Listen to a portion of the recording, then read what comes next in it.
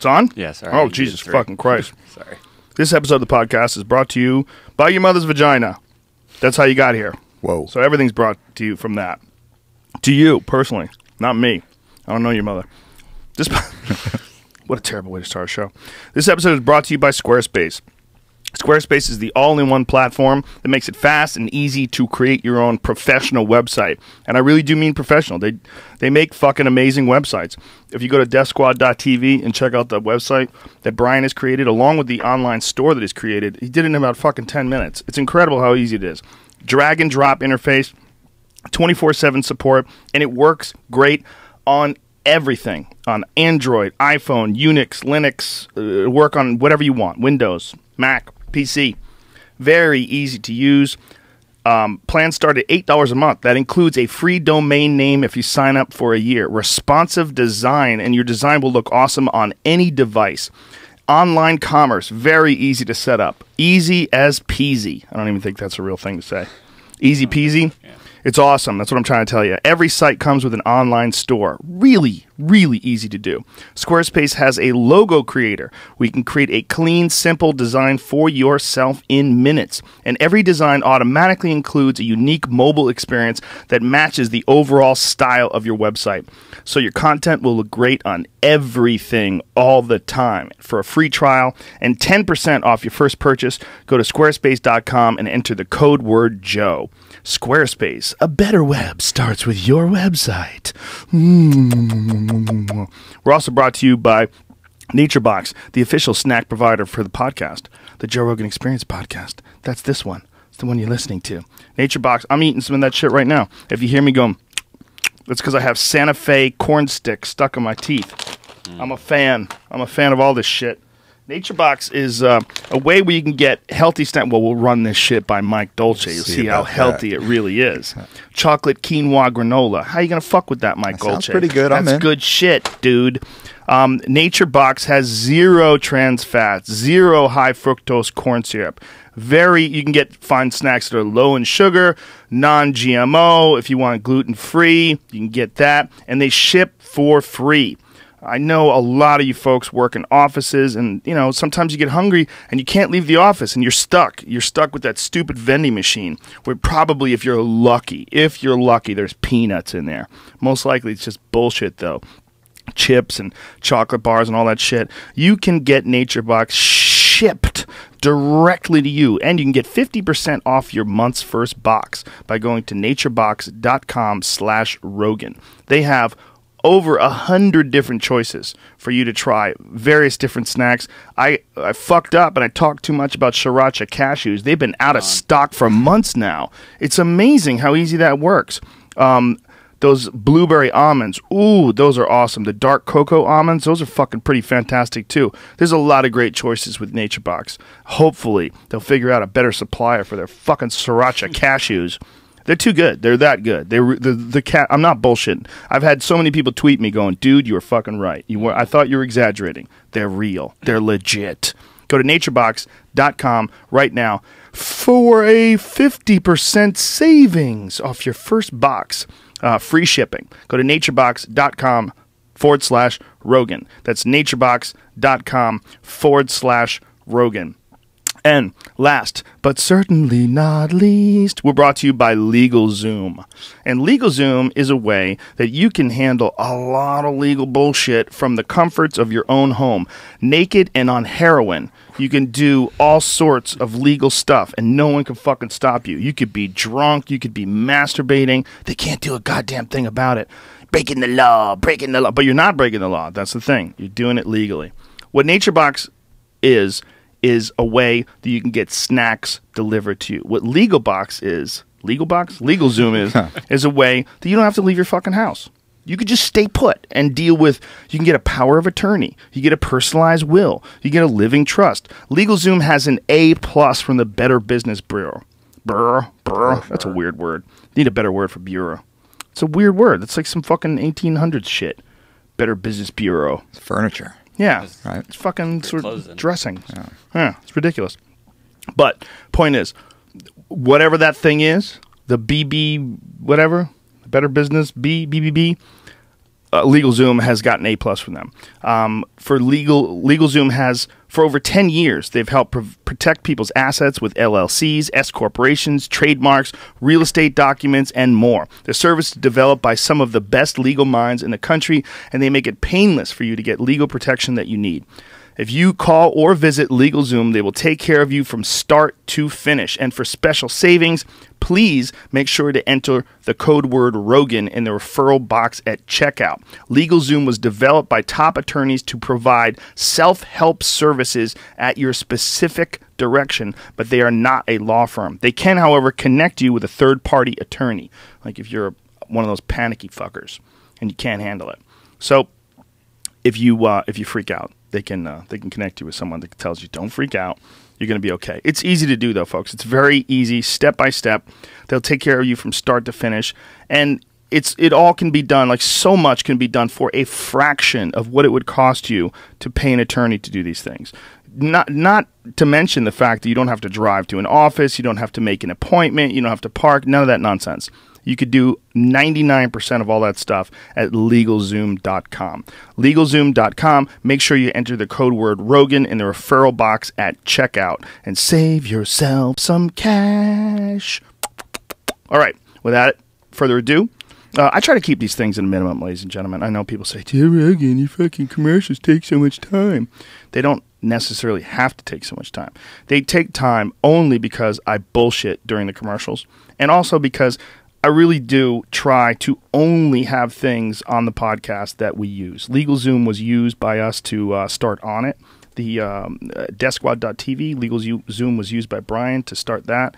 I only bring things on the podcast as a sponsor that I believe used in. LegalZoom to get Dolce Diet registered years ago. Dolce uses LegalZoom, you fucks. Come on now. All right, that's it. Boom, shalock, lock, boom. Cue the music. The Joe Rogan Experience. Train by day, Joe Rogan podcast by night, all day. Fitness guru to the stars, Mike Dolce, my friend. What's up, Good brother? to see you, brother. Likewise. Thanks for coming back here. Cheers to you. Thanks, Joe. Thanks for coming on, man. I got a lot of questions. Diet questions, Nature Box questions, granola, quinoa, chocolate. Let me granola. check that out, please. Yeah, please do. See what's up with Nature Box. Any good. There we go. It's yummy. I'll tell you that. It's yummy as fuck. You don't have to check that out. But I want to talk to you about a lot of people who don't understand mixed martial arts, or maybe they're casual fans. They don't know that there's a lot going on in MMA. And one of the things that's going on, besides the fact that it's a very dangerous, it's a highly charged sport with a lot on the line for the competitors. But one of the things that's on the line that a lot of people aren't aware of is a thing that we call weight cutting. And so I can fill people in that may just not know much about MMA. If a fighter is going to fight at, say, 145 pounds, that's one of our weight classes, they probably don't really weigh 145 pounds. It's very rare that you get a guy like Frankie Edgar, who was the lightweight champion, who lightweight in the UFC is 155 pounds. That's what he actually used to weigh. He was really fit, and he walked around at 155. He didn't cut any weight to weigh in for the weight class, and he was always smaller than almost anyone in his division. He still won and beat some of the best guys in the planet just because he's really tough and very highly skilled, but that's the rarity. The only division where that doesn't take place is in the heavyweight division, which guys don't have to cut any weight at all, generally speaking. There was a few exceptions, like Tim Sylvia in his heyday used to be a little bit bigger, or Brock Lesnar might have cut a little, or Alistair Overeem when he first fought in the UFC cut a little. But for the most part, those guys get to eat whatever the fuck they want. For everybody else, there's two different events going on. There's the event where there's a fight, where you're training to compete against the best mixed martial arts fighters in the world, but then there's also the weigh-in. Yeah. And the weigh-in is an event in and of itself. It is a huge thing because you get guys like, a perfect example of extreme examples is Gleison Tebow, which I don't think Gleison's missed weight. Has he ever missed weight? Not that I know of. He figures out a way to do it. They get it done. But Gleison is fucking enormous. He fights at 155. I weigh in the high 190s, and he's bigger than me. Yeah. So I don't know how the fuck he does it. I really don't know how the guy does it. He suffers. He suffers, and he gets down to 155 for a very brief window of time, and then rehydrates the shit out of himself. Yeah, and that's the goal. Ultimately, what we're trying to do is trying to be on weight for the shortest time possible to minimize the ill effects of being at that weight. A guy like Nick Lentz, 145 pounder, you brought up 45s. So Nick Lentz, he does most of his training camp around 175 now. Whoa, that's so crazy. Massive. And we want to touch down at 45 and be there for really under an hour. I want my athletes still kind of dripping that last sweat when they step on the scale so they can just graze the contract weight, and immediately we hydrate them right back up again. And when you say Nick Lentz walks around at 175 pounds, for folks that are listening to this, you go, oh, he gets fat. No, he does not. No, at 10% body fat. Okay, that is so crazy. How is it possible that a guy can be 175 at 10% body fat? By the way, I'm a fat fuck. I'm about 17% body fat. No, okay? you look leaner than that. I don't know. I'm maybe a little self-deprecating. Maybe 15. Let's be nice. Say I'm 15% body fat. So this guy has 5% less body fat than me, and he's going to cut 30 fucking pounds. Yeah. How does a guy do that? It's through... There's a multi-stage process. So when I back up, when I talk to an athlete or when I talk about weight cutting, I say, number one, it's not the best case scenario. Weight cutting is something that unfortunately has to be done by a lot of athletes in order to minimize advantage as opposed to gaining an advantage. But the weight cut should start 52 weeks before competition, which means this should be a lifestyle. These athletes, and this is what they need to understand, and hopefully we can spread this message, is they need to be training and living and eating and breathing like professional athletes 365 days out of the year so they can minimize the downside of the weight cutting practice. They need to be eating the proper foods, training intelligently, resting completely so their body is able to endure the grueling practice of cutting weight. So with Nick Lentz, he's fresh in the mind right now. I was just with him in Connecticut last week. He made weight 146. Charles Oliveira, his opponent, he missed weight by 4 pounds, which was absolutely ridiculous, unprofessional. But there's a saying, and that, the first fight is with the scale. So the athletes, when they get to, the fight week or when they get to the location, they're focused on the scale. They don't even think about the fight for the most part. Is that a good thing? Does it keep them from getting distracted about the fight? And that's actually one of the positive benefits of it. Is that they're not focused on the fight. They're not burning, all that nervous energy thinking about the fight. But that sets in pretty quick as soon as they step off the scale and they have that first face-off. In that case, maybe every fighter should have just a really fucking crazy girlfriend that demands all their time and only hook up with her the week of the fight, so that she just demands all your, all you fucking care about is what you eat. You don't even care about me. I'm not even the most important thing to you. Yep. And just have like the most crazy, narcissistic, psychotic relationship. And the girls should have ridiculous guys. Let me check your phone. Let me check your phone. Who's fucking texting you? Yep. Your fucking trainer's too comfortable with you. That actually happens. I'm sure it does. Right? I'm sure it does. For men and for women, right? Yeah, now that we have a lot of women in the UFC, I bet it happens for them more. Sure. I bet guys are more psycho with their popular star women girlfriends. It's those fucking weird guys that are in the background that aren't famous and they have famous girlfriends. Ew. Mean mugging all the coaches, all the training partners, all the reporters. Creepers. Creepers, each and every one of them. Not really. I don't give a fuck. Do whatever you want to do. I don't care.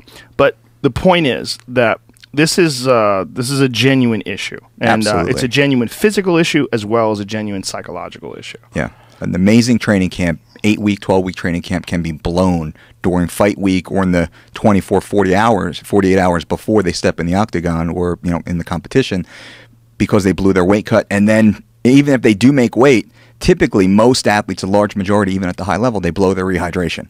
They step on weight, they think, oh my God, I made it, and they grab a sandwich from the deli, or they go and get, pasta, fettuccine Alfredo from the local, Italian restaurant, and they eat food that they haven't eaten in weeks or months before. They totally screw up their digestive system, body goes to shit, and they, they're a shadow of their former self. Well, I know Chris Lieben talked pretty openly about how he did that. In one of his weight cuts, he ate a bunch of gummy bears. Yeah. And he went into shock. Yeah. Like his body literally went into some sort of a sugar shock, because he just couldn't help himself. Yeah, Lieben, I've known Lieben since 2004 when I started working up at Team Quest in Oregon. So I was his coach for a long time, worked with him for a few fights, not many of the fights recently. The Vanderlei Silva fight was the most recent fight I worked with him. That was one of his most spectacular victories of all time. It was, and that's when he was so motivated. And that's the Chris I would have loved to have seen in all of his fights, because he was lean, he was sharp, he was ready, he was confident, he chased away a lot of the demons. And quick Lieben story. So we, back up to a fight previous, years before that, and I had lost contact with him, hadn't seen him in a while, and I'd see him. I'm with another athlete in the casino, and I see Lieben, and he's partying, and this is right before the fight. I'm like, bro, what are you? How many hours before the fight? It's like the day before. So he's drinking? He's reeking of it, partying and whatever, whatever, Who was he gonna fight? I don't know, and hopefully by the end of the show I'll remember who it was, and I think he actually won the fight, which is insane. I mean, I got multiple Lieben stories, but I was like, Chris, what are you doing? And he's like, Dolce, sometimes you just gotta dance with the girl you came with. And I was like, motherfucker, all right, Chris, high five, good luck. And I'm pretty positive he did go out there and win that fight. I would imagine he did. He's a wild motherfucker. For real. That's a great quote from Lieben, because that is literally how he got there. He got there being a wild man. That's exactly what gave him his edge and what got him to the top, yeah. Yeah, it's just a weird maturing process, isn't it, for some fighters, where they got into fighting because they were so wild and reckless, and somewhere along the line they have to be cautious and calculated. They have to really think of themselves as pro athletes. And I say that not just about their training and diet, but also about their approach to fighting itself. I think I'm a huge Forrest Griffin fan. Yeah. I love Forrest just as a person, and I'm a huge fan of his as a fighter. But I think that one of the best and worst things that ever happened to him was that fight with that like, I would say it's one of the greatest, most important fights in MMA. But the fight with Stephan Bonnar in the finals of the Ultimate Fighter the first season, which was such a crazy fight, people don't realize how bananas this situation was. Spike TV was a new network. It was like some fucking country music channel or something before that, right? Yeah. Wasn't it the country station or some shit? It became Spike, which was like the guys channel, and then they put on this thing, The Ultimate Fighter. And then, people watched it. It was a good show. But in the finals, Stephan Bonnar and Forrest Griffin went at it so hard that the ratings went through the roof. Like, they can monitor the ratings while the fight's going on.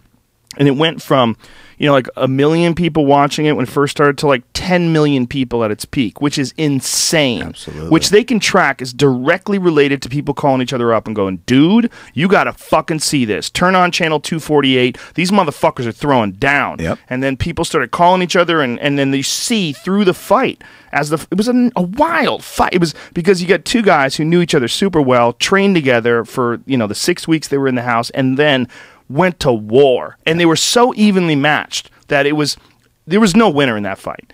At the end, Forrest Griffin won. He got the decision, but it was so close that we actually talked about it inside the cage. I said, "Why don't you give both these guys a fucking contract?" No. And they talked about it, and Lorenzo and Daniel like, "Let's give both these guys a fucking contract." Hell yeah. And then boom, they both got this big 6-figure contract with the UFC. But that kind of style was so rewarded that it became how Stephan Bonnar fought. Sure. And I think he still kind of fights like that.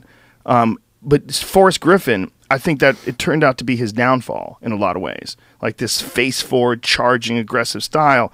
And that's how he lost to Keith Jardine. And that's, I believe, like, the more strategic Forrest Griffin was the one who beat Shogun. Yeah. He made some calculations. He made some adjustments in his career. But that style that he learned how to be this wild, reckless motherfucker because that was so rewarding. Exactly.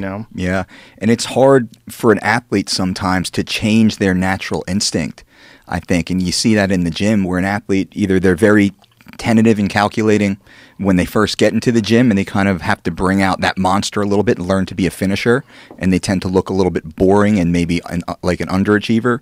Or you get a guy like Forrest or Lieben that goes out there and they just go balls to the wall, throwing big shots, and sometimes they get knocked out and sometimes they get their hand raised. And you have to walk that fine line. And, unfortunately, they're playing with their brains. They're they're going all in. Every fight they're going all in, and they don't know how they're going to walk out of it. So it's really interesting. It's interesting to see how far the sport's evolved. I mean, every couple of years, the sport evolves to a brand new level. You see these young kids coming in now that are, better equipped and better skilled than the champions of 10 years ago. Mm-hmm. And they're not even contenders yet. They're not even. They're outside the top 20, right? Yeah, yeah. There's guys that are just coming up that are 21 years old that have a better skill set than world champions of 10 years ago. Yeah. It's amazing. It's insanity. It is amazing. One of the issues when it comes to weight cutting and rehydration or dehydration, rather, is head trauma. Yeah. And it's one of the reasons why rehydrating with an IV is so critical. Yeah. Because if you look at boxing, the majority of the instances of men suffering in-fight brain damage, Gerald McClellan, Duck Koo Kim, like there's a lot of these cases, and almost all of them involve someone weight cutting. Yep. And because of that, boxing and now MMA has adjusted its schedule where the fighters weigh in the day before, where they used to weigh in the day of the match. Old school boxing matches, you would see them weigh in the day of the match, and they would still cut weight, and then they would try to rehydrate, and they didn't know what the fuck they were doing back then. And guys had dry brains, I mean, literally. Yep. And because of that, made them more susceptible to cerebral hemorrhages and brain damage and all sorts of different things. Very few heavyweight fighters suffered from brain damage in an actual fight.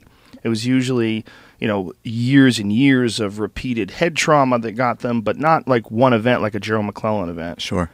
And for folks who don't know what Gerald McClellan was, he was one of the great light heavyweights of. He was a light heavyweight, and he was a super middleweight as well, wasn't he? I believe so. And he was one of the guys who was eventually going to fight Roy Jones Jr. Fought Nigel Benn in an epic contest. Had Ben really badly hurt. They collided heads, and he was all fucked up. And he went back to his corner, and he took a knee and wound up bowing out of the fight, and then immediately went into a coma and had some horrible brain injuries because of that. And that was a fight that changed a lot of people's ideas about weight cutting and about the dangers of head trauma, because before that fight, Gerald McClellan was thought to be like an invincible destroyer. Yeah. I mean, people had seen him. He was just knocking everybody out. He was one of the Kronk stars. Kronk Boxing being Emmanuel Stewart's team that produced Tommy Hearns, and so many great fighters came out of that gym, and they all were just assassins, and he was one of the best. Gerald McClellan was a fucking vicious killer, and everybody had to watch that, and and he's still alive to this day. He's blind and he's all fucked up, and sad shit. Sad. And directly related to dehydration, right? Dehydration, I would say so. I mean, it certainly contributed. Right, it assisted in the damage, and that's something that I pound, my soapbox when I talk to athletes, when I talk to anybody, is about health. You got to be healthy. If you're not healthy, you can't perform. You can't compete. If your body is healthy, then you can do absolutely anything. It'll do anything you ask of it if you maintain its health for a long period of time. Not just fight week, not just start eating organic and green fight week when you start cutting weight, or 2-3 weeks beforehand. It has to be before training camp even starts. You have to be eating a lot of food, the proper food at the right times consistently. Get your body weight down to your body mass down to a solid ratio, somewhere around that 10% range if you're a male mixed martial artist. For females, anywhere between 18-20%, let's say. What if guys dip below 10%? Is that dangerous? It's not, but that's really for competition time, because like with Lentz and all my male athletes, I try and keep them right around 10%. The bigger guys, maybe we get a little closer to 12%. The littler guys, the leaner guys, maybe between 8 and 10, but right around 10 is the sweet spot. So we keep them around 10. That means they have weight to work off, because they need that for the first few phases. And when I work with training camps and such, we break the training camp down into multiple 3-week phases so we can actually go through the proper training protocols and then peak towards the very end. So we can deal with the rigors of the training, the bumps, the bruises, the bangs, the slams. We have the extra body fat to kind of insulate us so we can keep our joints and ligaments strong and pliable. So extra body fat actually does that? It does, absolutely. It does. It's just another layer of insulation when you're constantly grinding on guys and being, wrenched against the wall and picked up and slammed, 50 times because you're drilling whatever move.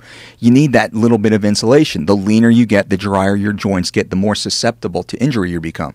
So, is that a scientific fact? Like your joints get drier when you're leaner? When you're leaner, absolutely. Huh. How does that work? I mean, is there fat in between your joints? I don't think I can speak intelligently enough to break down the true science of it, but it's something that certainly remains.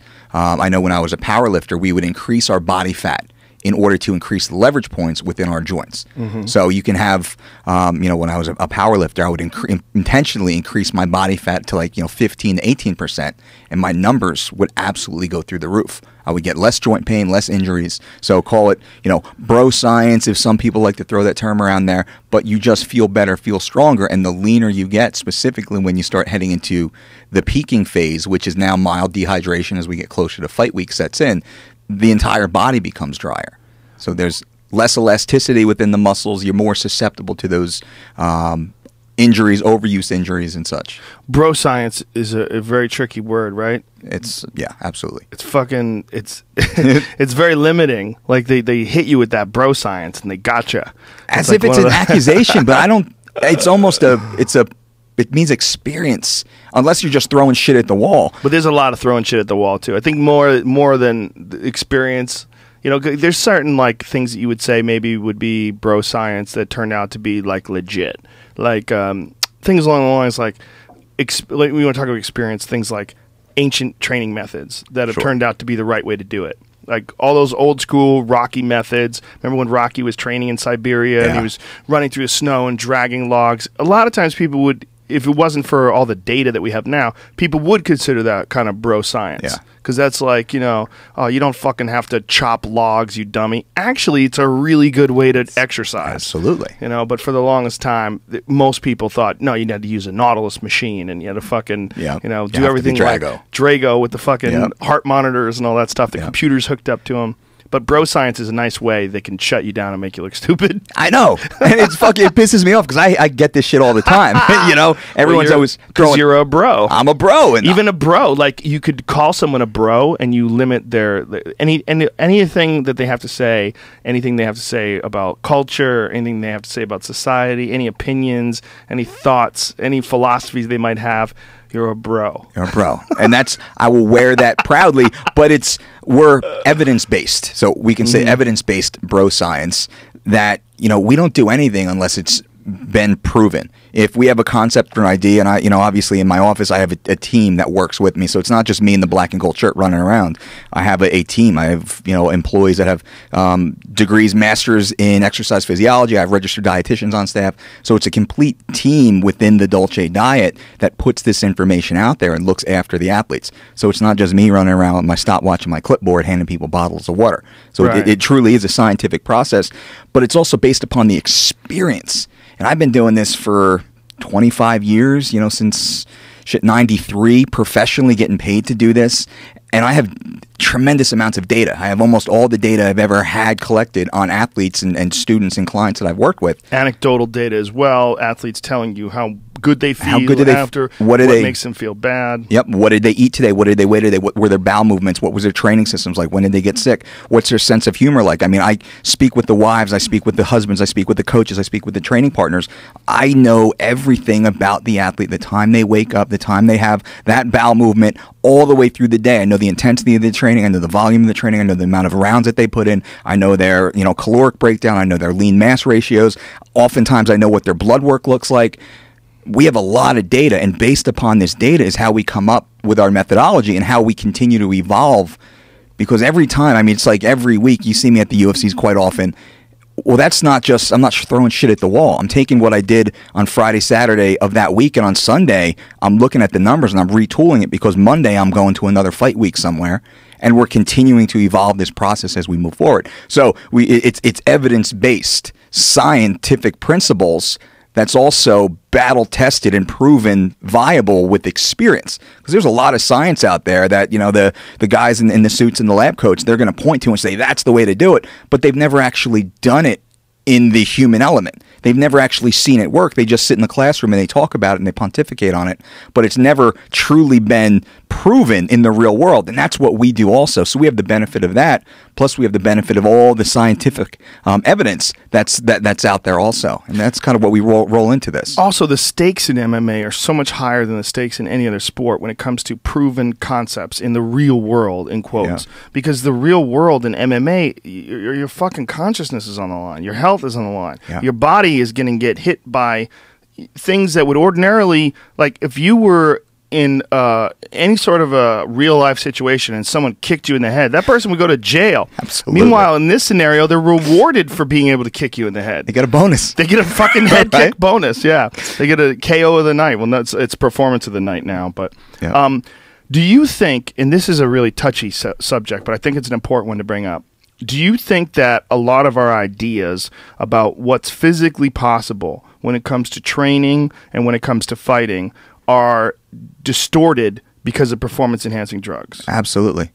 Absolutely. I think performance-enhancing drugs have set the bar in all sports, in culture. Whether it's looking at the movies, looking at the magazine cover, Track and field, everywhere, golf, NASCAR, anywhere you look that there's money on the line, where you get rewarded for performance, there's some sort of ancillary, good or commodity being used or purchased or consumed to improve your performance. It's very evident in the world of mixed martial arts because these guys and girls are getting punched and kicked in the head and they're losing consciousness and they're breaking bones and getting limbs torn off. So now you have these advanced superhumans out there able to, rip joints and punch brains and do all these other things. So it does, I think the odds are much greater, for the risk is certainly much greater for anybody who competes. Yeah, that's where I took exception to a lot of people saying, like, who cares if someone juices? I don't give a fuck. I'm going to kick their ass anyway. Like Chris Weidman said that about Vitor Belfort, and I appreciate the fact that he thinks that way because he's a champion, and that's how a champion feels. Yeah.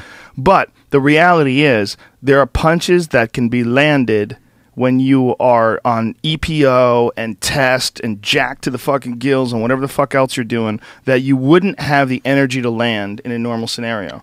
Like, it's very rare that a guy can do like what TJ Dillashaw does and go balls to the walls for 5 fucking rounds. Yeah. TJ can do it as a natural athlete because he's got a fucking tireless work ethic. He's unbelievably dedicated and focused, and he's 145 pounds. Yeah. That's another big factor. It's huge.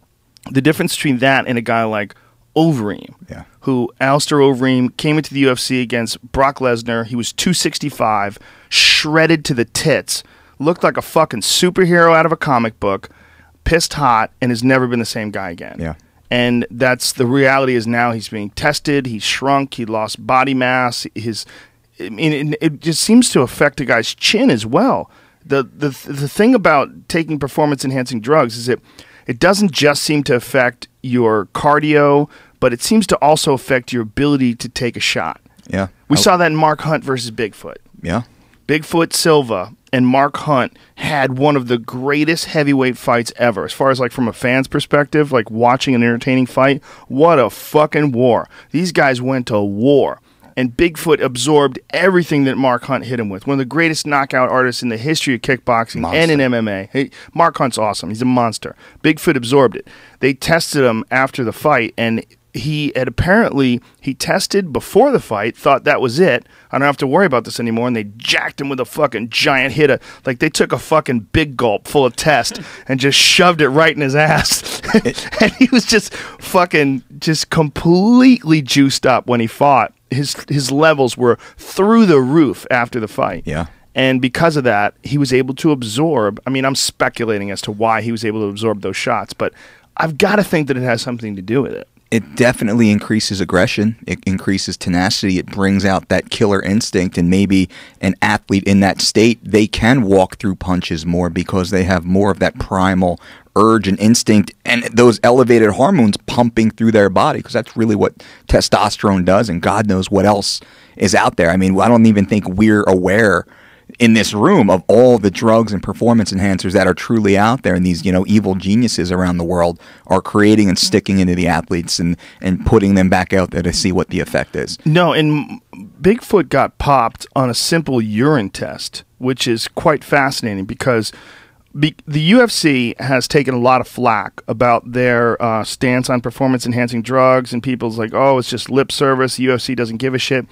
This is how much the UFC gives a shit. They've tested all of their best athletes with blood tests in a way that has fucked up a lot of performances. Yeah. Like, they've stepped in, and it costs more than $40,000 every time they do this. So Every single athlete, they're doing this outside of the jurisdiction of the athletic commissions. So the athletic commissions has their own specific protocol for how they test a fighter. Then the UFC steps in and brings in like the highest, most stringent Olympic testing that they can find. Yeah. They bring in the best guys. Not only that, they have a chain of command. They have a chain of evidence, rather, of possession. Where, like, say, if Mike Dolce comes to the gym and you test Jamie, you fucking carry that shit on a plane to wherever the lab is. Yep. Like, you have it in your possession. It never leaves you. When you take a shit, that fucking suitcase sits right in front of you. Nobody can come into your hotel room, grab it. No, it goes directly from your hands to the lab. Yep. And they are very, very, very specific about that. The reason being is because there's no shenanigans with these blood tests. Yeah. And because of that, a guy like Chael Sonnen got popped for EPO, elevated levels of test, human growth hormone, all this. I mean, he's been popped for a bunch of different things. Actually, the elevated test was the urine thing. But when they got him with the blood, they found him with they got him with some something that they use for fertility. Yeah. He was on Clomid, which is what you take when they take you off of human growth hormone or testosterone to try to restart your body's system. Like everyone's a fucking chemical factory. It's crazy. It's crazy. It's not everyone. Obviously, it's some. It's some, and I think it's a smaller percentage than a lot of the articles and interviews come out with. You know, a lot of athletes, there's 90% of the guys. Vitor Belfort says guys. everybody uses. That's what one of his famous statements after he got caught. He's like, everyone's using in camp. Yeah, everyone. It depends on which camp he's talking about. You know, because I know that there's a ton of great athletes out there. Ronda Rousey's one of them. You know, lifelong drug-free athlete. Johnny Hendricks is one of them. Nick Lentz is one of them. BJ Penn. BJ Penn is one of them. There's John Fitch. John Fitch is one of them. So there's a lot of them. Huge list of top-tier athletes that are clean and lifelong clean, and we have no reason to suspect otherwise. Right. And they beat the piss out of a lot of the PED users. But, you know, so the guys and girls that are using PEDs, maybe they wouldn't be a top 5, top 10, top 20 even. Maybe they wouldn't even make it into the UFC if not for some sort of enhancement. I would love to go back to the Pride days. I'm a huge Pride fan. Sure. Don't get me wrong. Some of my greatest moments as a fan, as an MMA fan, absolutely, watching the best fights of Pride. Fedor versus Crow Cop, where he's just absorbing every shot Crow Cop hits him with and plowing forward and blasting him. Yep. Fedor beat Crow Cop in a fucking kickboxing bout. So a lot of people don't realize. And Fedor was the first guy that ever made me want to be fat. He made fat sexy, didn't he? Bald bastard. He's beating the fuck out of everybody with this floppy gut. Yep. You know, and I'm like, this motherfucker. He was kicking everybody's ass, and he looks like he just stepped out of his fucking station wagon and waddled onto the beach, you know, to play volleyball with some friends. Well, so he was much bigger actually early in his career. Sure. And then as he got older, he lost a lot of body mass, a lot of muscle mass, but. Man, I would love to see what those guys were actually doing. And in Pride, I mean, it's almost a gentleman's agreement that you're agreeing to compete on drugs because that was in the contracts. Yes. You know, when we saw that pretty recently, and I had known some guys back in the day that had said that's in the contract. I'm like, you fucking kidding me? Well, like, Ensign came on the podcast. And he read it off to us. Insanity. You know? But in that case, if you're going to sign that contract and then you're loaded up to the gills, I'm not going to sit here and judge morally because you're agreeing to those rules. Right, it's like kicks to the face on the ground. Okay, if you're going to agree to it, you know. But in the UFC here, where there's unified rules, you know, it's a whole nother ball game. Well, when Jason Chambers was training at 10th Planet, he went over. He was fighting in Japan. I won't even say the organization, but they wanted him to fight at 185, and Jason's like, I walk around at like 170. Like, what the fuck are you talking about? Like, I want to fight 155. Like, no. You're going to get on steroid. Much larger. Oh wow. They wanted him to get on roids. They literally told him to get on roids. And is that legal? Japanese legal over there? I mean, is that just culturally it's not an issue? I don't think they give a fuck about that. They just looked at him. You know, Jason's a handsome bastard, and they say, like, this fucking beautiful bastard. We need some muscles on this motherfucker to sell. There you go. Sell. You know, you can't have a guy looking like Nick Diaz kicking everybody's ass with a normal athlete-looking body. You want a Kevin Randleman-looking fucking Jason Chambers with Kevin Randleman's muscles. Jesus Christ, how much can we sell that? Damn. Put that guy on a fucking cover. Put a banana where his dick is. Stuff it in his underwear. So super athlete, super. Yeah. But they literally told him. I mean, from his voice to my ears, they told him, and we were friends. Yeah. We still are friends.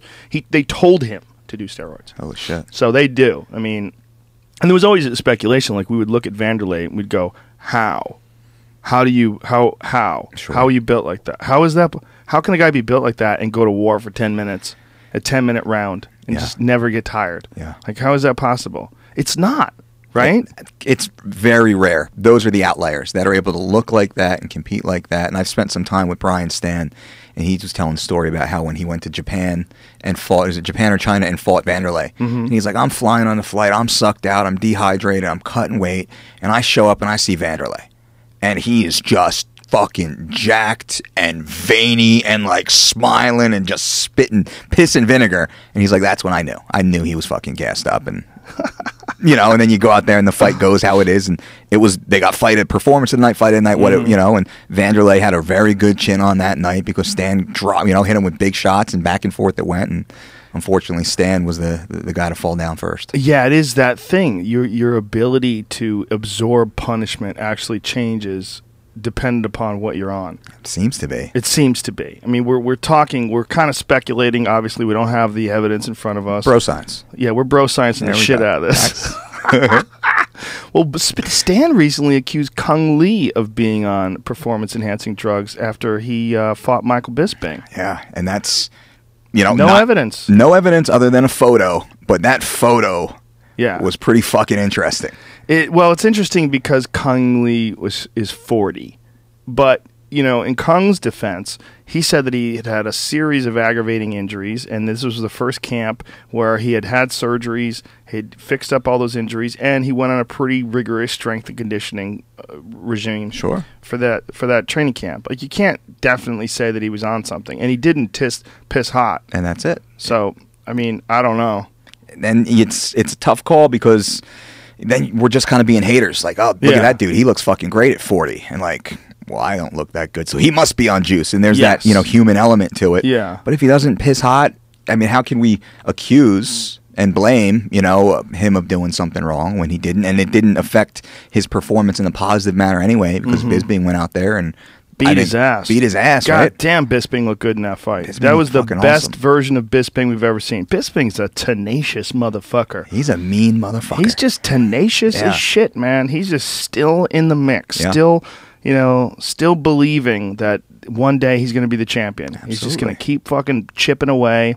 He gets beat. He comes back. And in his defense, everyone that's beaten him has essentially been popped for steroids. Yeah. Dan Henderson, who knocked him out, wasn't popped for steroids, but he was on a legal version of testosterone replacement therapy before they outlawed that stuff. Yeah. Which I think is a good thing to outlaw. And this is coming from a person who takes testosterone. I'm 47 years old. I take testosterone every week. I take I used to take a cream. Now I take a shot. It seems to last longer. It seems to work better. But why do I do it? First of all, because I'm not competing against anybody, and it makes me feel better. My body works better when I take it. I mean, that's what testosterone replacement's all about. But when it comes to professional athletes doing it, man, it's very tricky. Because on one side, an athlete can take it and it can make them feel better and they can perform better when their career would be over. Like, you take a guy like a Roger Clemens. Sure. And I don't know whether or not Roger Clemens did anything, but most people believe he did. And he's a baseball player, and then deep into his 40s, all of a sudden the he's still throwing 95-mile-an-hour fastballs, and he looks fantastic, and he's built like a brick shithouse. What's going on there? Well, most likely he got on hormone replacement. So the idea being that when you're getting older, you're getting wiser, and you have accumulated all this experience and all this knowledge, but your body does not perform the way it did when you were younger. It just doesn't. The hormones, they go away. Your body's preparing for death. I mean, essentially, that's what's going on. But it isn't bullshit, because it's kind of the way the world works. Sure. I mean, we're only here for a short amount of time. Otherwise, fucking Aristotle be sitting right there. He'd still be around. Love to hear him on this show. He'd probably be a boring bastard. I don't understand his language either. Yeah, no, I'd love to hear him. Just kidding. Yeah. But you know what I'm saying? It's like everyone has their time. Yeah. And when and this is obviously hypocritical coming from me because I just admitted that I do take testosterone. But when you're a fighter, there's the guys that they've gone through all this experience, their body has started to fade off, and then they get on it, and then boom, all of a sudden they're world beaters. The best example is Vitor. Yeah. right? Vitor Belfort, I maintain that TRT Vitor was one of the most spectacular fighters in the history of fighting. His knockout of Luke Rockhold, his knockout of Bisping, I mean, his knockout of Dan Henderson. Yeah. I mean, he was a fucking destroyer when he was on test. Yeah. He would show up with muscles on his fucking eyebrows. I mean, literally. He had muscles on his gums. His whole body looked like a muscle. Yeah. He was insane. And he was so aggressive and so confident. It was a completely different Vitor than the Vitor that fought like Sakuraba when he fought in Pride, which was a decade earlier. Yeah. I mean, it's crazy to see something like that happen. Yeah. And on one hand, I love it. On one hand, I want to see Vitor fight like that. I want to see a destroyer. I'm a guy who likes watching entertaining fights. I like watching spectacular performances. But on another hand, I want to see someone fighting someone where it's just will and determination and discipline and focus, and you work towards something and then you achieve it, and you do it just by hard work. Sure. I don't want it to be a goddamn pharmacy competition. Yeah. You know? And that's high-level sports. It is quite that. And kind of a moral conversation. Let's skew this a little bit. So you look at like stem cell research. Now, is that a performance enhancer? Yeah, it's going to be. Reattaching an ACL from somebody else, is that a performance enhancer? Sure, it can be, right? I mean, well, it certainly can fix a bad body, and that will enhance the performance of that person. So it can be. It's an interesting, and I've heard Vitor say this before, and I'm not defending. Did he say that? Yeah. Yeah. Surgery I don't know is performance enhancing? Is that I think he was making a reference to Weidman, who had gone over to Germany, I believe, and had some sort of Regenikine? I don't know the exact. I've had that. He's wrong when it comes to that. Doesn't enhance your performance. It just makes your inflammation go down. Okay. I mean, Weidman has mangled knees. I mean, he's had arthritis in his knees so bad that he can't even get his foot to touch his butt.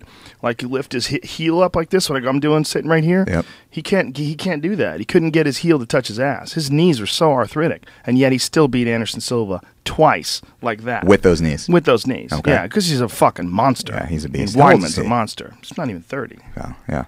He's a monster.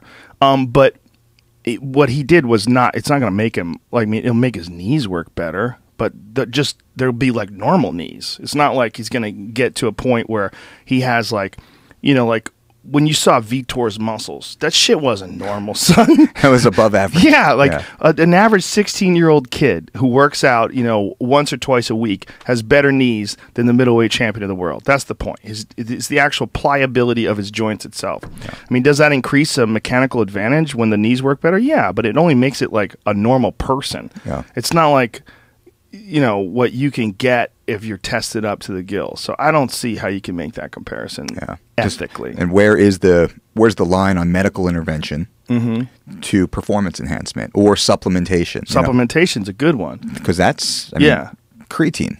Well, I remember BJ. It's something that's simple. BJ was shitting on, and I'm a huge BJ Penn fan, will be to the day I die.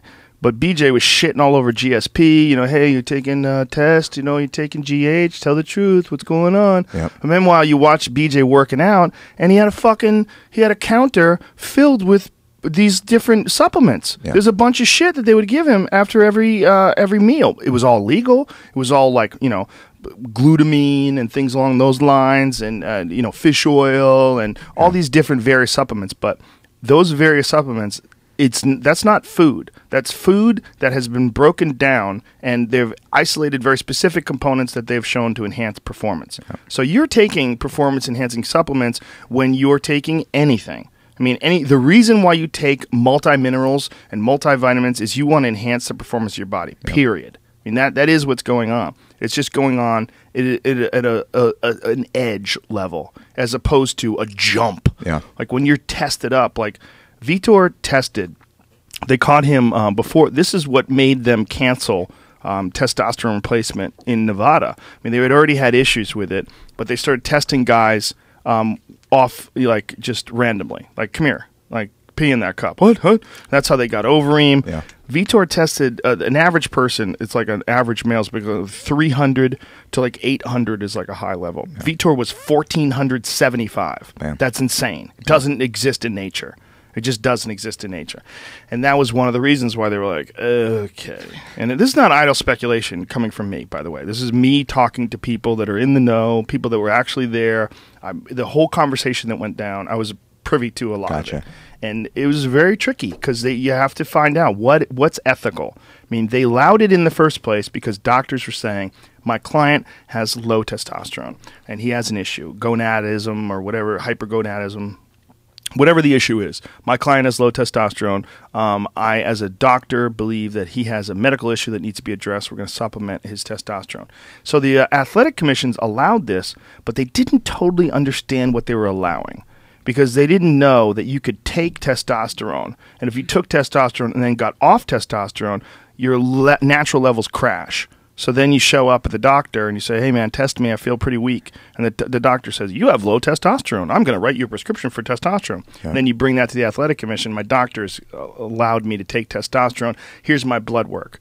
And they go, all right, seems pretty good. Go ahead, take it. I mean, that was going on. That's what happened with Nate Marquardt. That's what happened with a lot of people. That was the issue with when Nate Marquardt was pulled out of his fight with Rick Story at the very last minute, is because the Pennsylvania Athletic Commission tested him and he was jacked through the roof. And they were like, what you were doing is dangerous. Like, what was his number? Do you remember? I don't remember, so I won't say it. Okay. But it was Vitor-esque. God, it was astronomical. Yeah, it was very high. Yeah. It was not a number that exists in nature. Sure. And that's the issue. Is that these guys were doing, same as Mark Hunt. It was not a number that exists in nature. Yep. That these guys were taking hyper levels of testosterone. When they give you testosterone, unless you are going to the doctor and that doctor is the only one who administers testosterone and they do it right in front of you, you could put as much in as you want. Sure. You know, if Mike Dolce gets a prescription for testosterone and you go to your doctor's going to give you a fucking month's supply, and you could say, I want to put the whole month in right now. See what's up. Oh, look out. And then you're just fucking running through walls like the Thing from the Fantastic Four. Just, ah! It's very weird. You know, I mean, like, if you're on anything else, if you are on any other kind of medication, they'll give you, you take 2 pills in the morning, you take 2 pills at night, and here's your pills. Take those pills. Yep. But you could just decide to throw the whole bottle down your throat if you're fucking nuts. Like, the only way you could prevent that with testosterone is by restricting access and making that access only through that medical provider that does it, right there, where everyone knows. And so they decided to just stop the testosterone replacement. There was no way they could regulate it. There was too many ethical concerns. There was too many concerns with. But the thing is, they started it and they let these people get on it, and then they got them off of it. Yeah. And when you get people off of it, their whole endocrine system just crashes. And there was no transition period. None. Yeah. No, you need a long transition period. Like this Vitor Weidman fight is going to be spectacularly interesting from that perspective, because Vitor's previous performances have been some of the best performances I've ever seen in all my years of watching MMA. He just looked fantastic. Yep. And if there was no concern whatsoever, if there was no issue with testosterone, if he wasn't on anything, he was just fucking training like a wild man and putting in, if he was younger and this was all going on, if he didn't have like a noticeable dip and rise and change of his body anatomy, he would be like one of the most heralded contenders ever. But everybody looks at him sideways. Yeah. Even to this day, like Weidman is a huge favorite coming into this fight. I mean, I don't know what the numbers are, but I remember the last time I looked at it, it was a pretty heavy favorite. Maybe you can look it up, Jamie. Find out what Chris Weidman over Vitor Belfort is. If you look at how Vitor destroyed Dan Henderson, you look at how he destroyed Luke Rockhold, you look at how he destroyed Bisping, you would say, how could anybody be a favorite over this guy? And the reason is because of the testosterone. Sure. It's 100%. No one wants to bring it up. I mean, the UFC's probably upset that I'm talking about it right now. Because they don't like bringing it up. Like when I do those countdown shows, we don't talk about testosterone. Sure. I would like to. I would like to talk about it. I would like to bring in experts. I would like to talk to a guy like you. Yeah. I'd like to talk to an endocrinologist. I'd like to say, what is the recovery process? How can a man bring his natural levels back up to where Vitor was? Is it possible? That's going to be difficult. Not knowing what his blood work or how bad off he was, going into the TRT program, he's going to come out worse off. Well, he said he was at 180. That was what he said, which is really low. And I would believe that knowing a lot of the Brazilians, a lot of those kids get on in their early teens because it's a social medicine over there. You walk into a gym and that's what the coach hands them. And I've heard this story from dozens of Brazilians, and it's nothing against the culture. It's just something that's normal. Well, it's legal there. It's legal. It's like walking into a GNC and getting some protein powder. Yeah, it's not like it is over here. When it's over here, you got to get your, if you're going to go to a gym and become a bodybuilder and you want to get testosterone or steroids, you're going to have to do dealings with some shady people. Yeah. Brazil, you go to the pharmacy. You go in and you get it done properly, but unfortunately, You open at 4-1. That's almost 5-1 now. 5-1. that's big. Over Vitor. Yeah. The Vitor that destroyed Dan Henderson in the first round. The Vitor that wheel kicked Luke Rockhold into oblivion. Yeah. And someone's a 5-1 favorite over him. That's incredible. And that's because of that. Yeah, it's amazing. Everyone remembers Vitor when he fought Randy, when he was 240 pounds and looked like a lion. Absolutely. And those are the days, I think, that have caught up with him and Yeah. caused the issue. Well, that was back when he was training with his friend Curtis, who was his bodybuilder friend, who's dead now. Guy died from steroids. Oh, that's right. I remember that. We used to call him garden hoses because we would work out with this guy. He would be at the gym, and he had garden hoses for veins. I mean, he would stand there like this, and they were just garden hoses all over his body. He was so big. He was so big you couldn't believe that he was a human being. It's guys like that from the 90s era bodybuilding days, they're all fucking dying now. Yeah. I've been seeing that. Mike Matarazzo just died. Yeah. Crazy. Nasser, that big Nasser that El guy, somebody. he's dead. Yeah. He died. Those guys were just redlining the body, And redlining the capabilities. So when the sports, so we think of bodybuilding like the golden eras, like the Arnold Schwarzenegger, the Franco Columbu, the pumping iron days, and the bodies didn't change that much. 70s to 80s, they were kind of similar. And then the early 90s, that's when Dorian Yates came and just exploded onto the scene. Then Ronnie Coleman followed up in these 260-pound mass monsters. 5'6". 5'6". Yeah. Fucking insanely crazy, ripped 3% body fat, garden hoses running everywhere. And it wasn't as much from what I understand. I've been working on a mass building, strength building book now, so I've been researching more of the bodybuilding side. And I'm coming across all this information where they're talking now about it was like insulin and IGF-1 and like growth hormone. When those things came into play in those early 90s, that's when the bodies changed. But now you see what's happening. 15, 20 years later, these guys in their 40s and 50s are dropping dead of terrible, terrible conditions. Yeah. Almost directly related to that, where you see guys like Arnold and Franco, still walking around, knocking on the door of 70s. Arnold's back on the spike. You see those muscles? Yeah, he's pretty fucking big now. That Hollywood money, man. Come on now, right? Maria took everything. I have to get bigger. There you go. Yeah. Yeah. But Dorian, in all fairness, is fine too. Right now.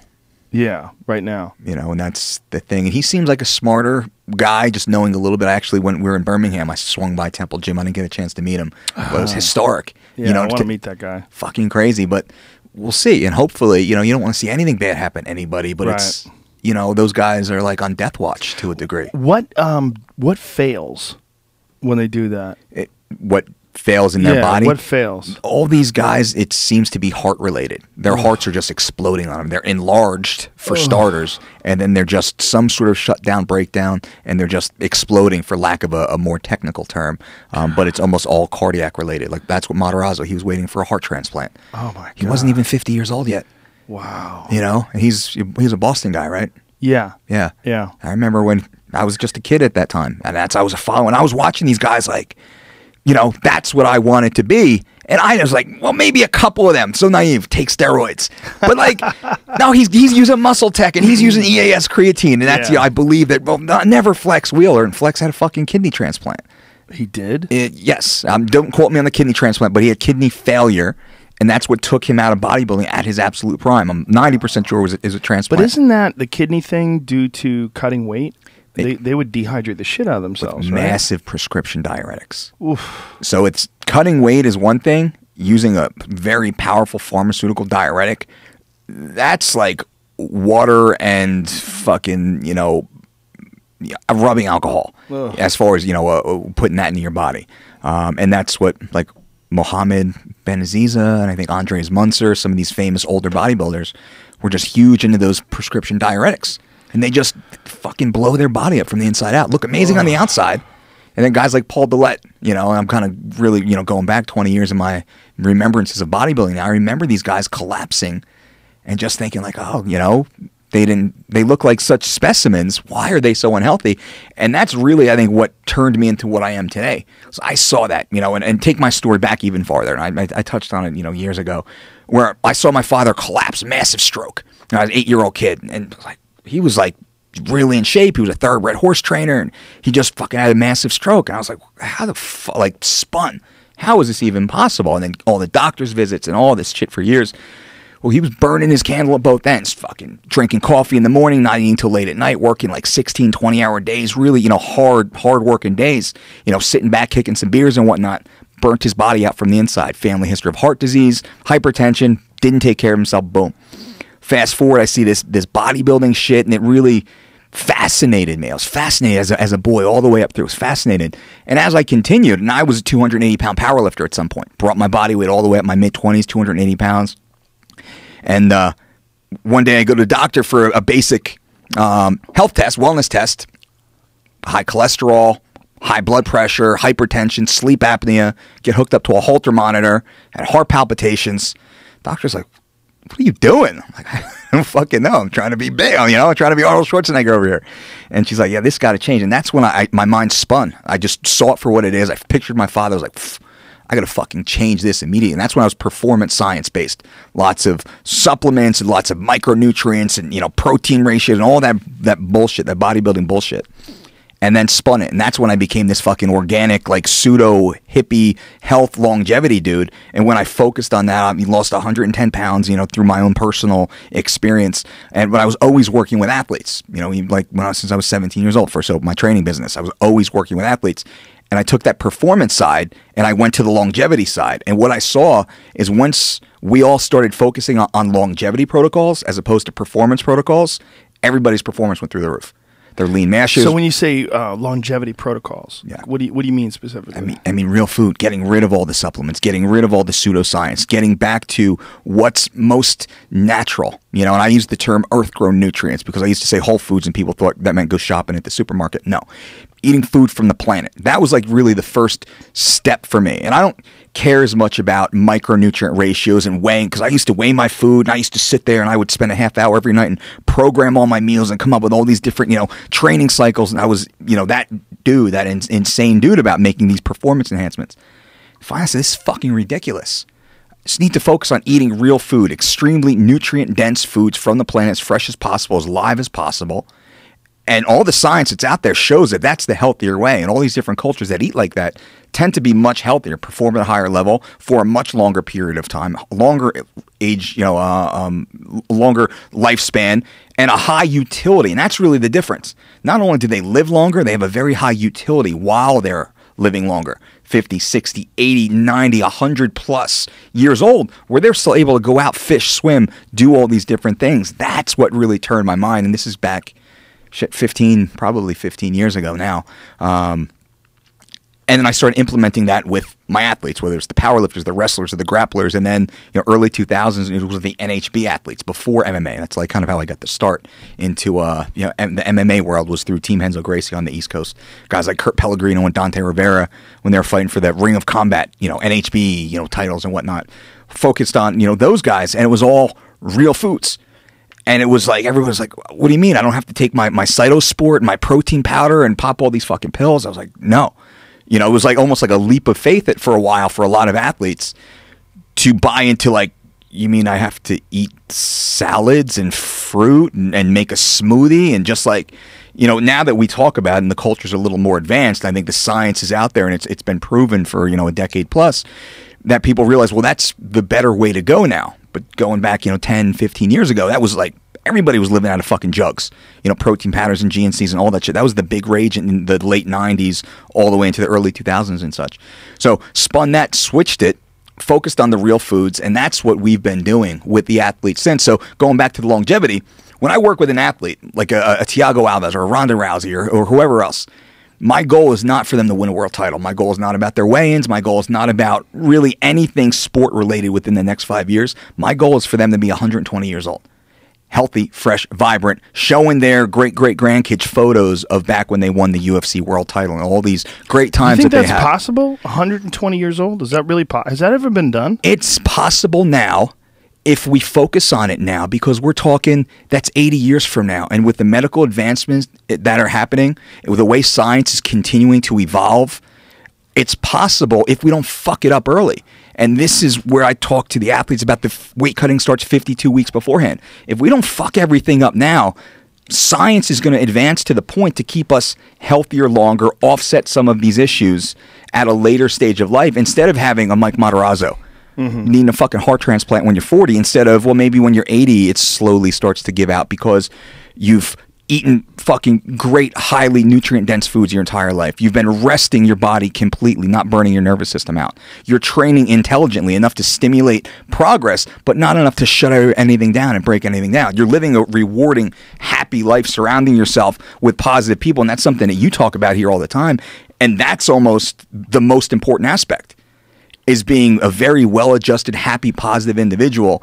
And this is something that when I work with athletes, a lot of people think, oh, it's just this fucking diet dude, or I'm just making eggs or handing my athletes water. I think that's the least of what I do. The most of what I do is I try and get inside the athlete's head and help them focus on their life and what they want out of their life, setting up goals and helping them develop action steps and eliminating this negative energy around them so they can truly realize their full potential. And that's, I call it, we put a bubble of positivity around the athlete, especially as we get closer to the competition, because that's when it's most important. But it's really, we will try and keep that around them their entire life, give them the tools, teach them the lessons now that they can carry on. So will we all live to 120? I don't know, but I've read scientific research that assumes or believes that there's humans being born right now on the planet right now that will exceed 200 years old. Now, will that happen? Who fucking knows? Jamie, look at him. Could be. It actually could be. He's fucked. Maybe he's fucked. He's gone. He's got to get more pussy. Oh, that? Hey now.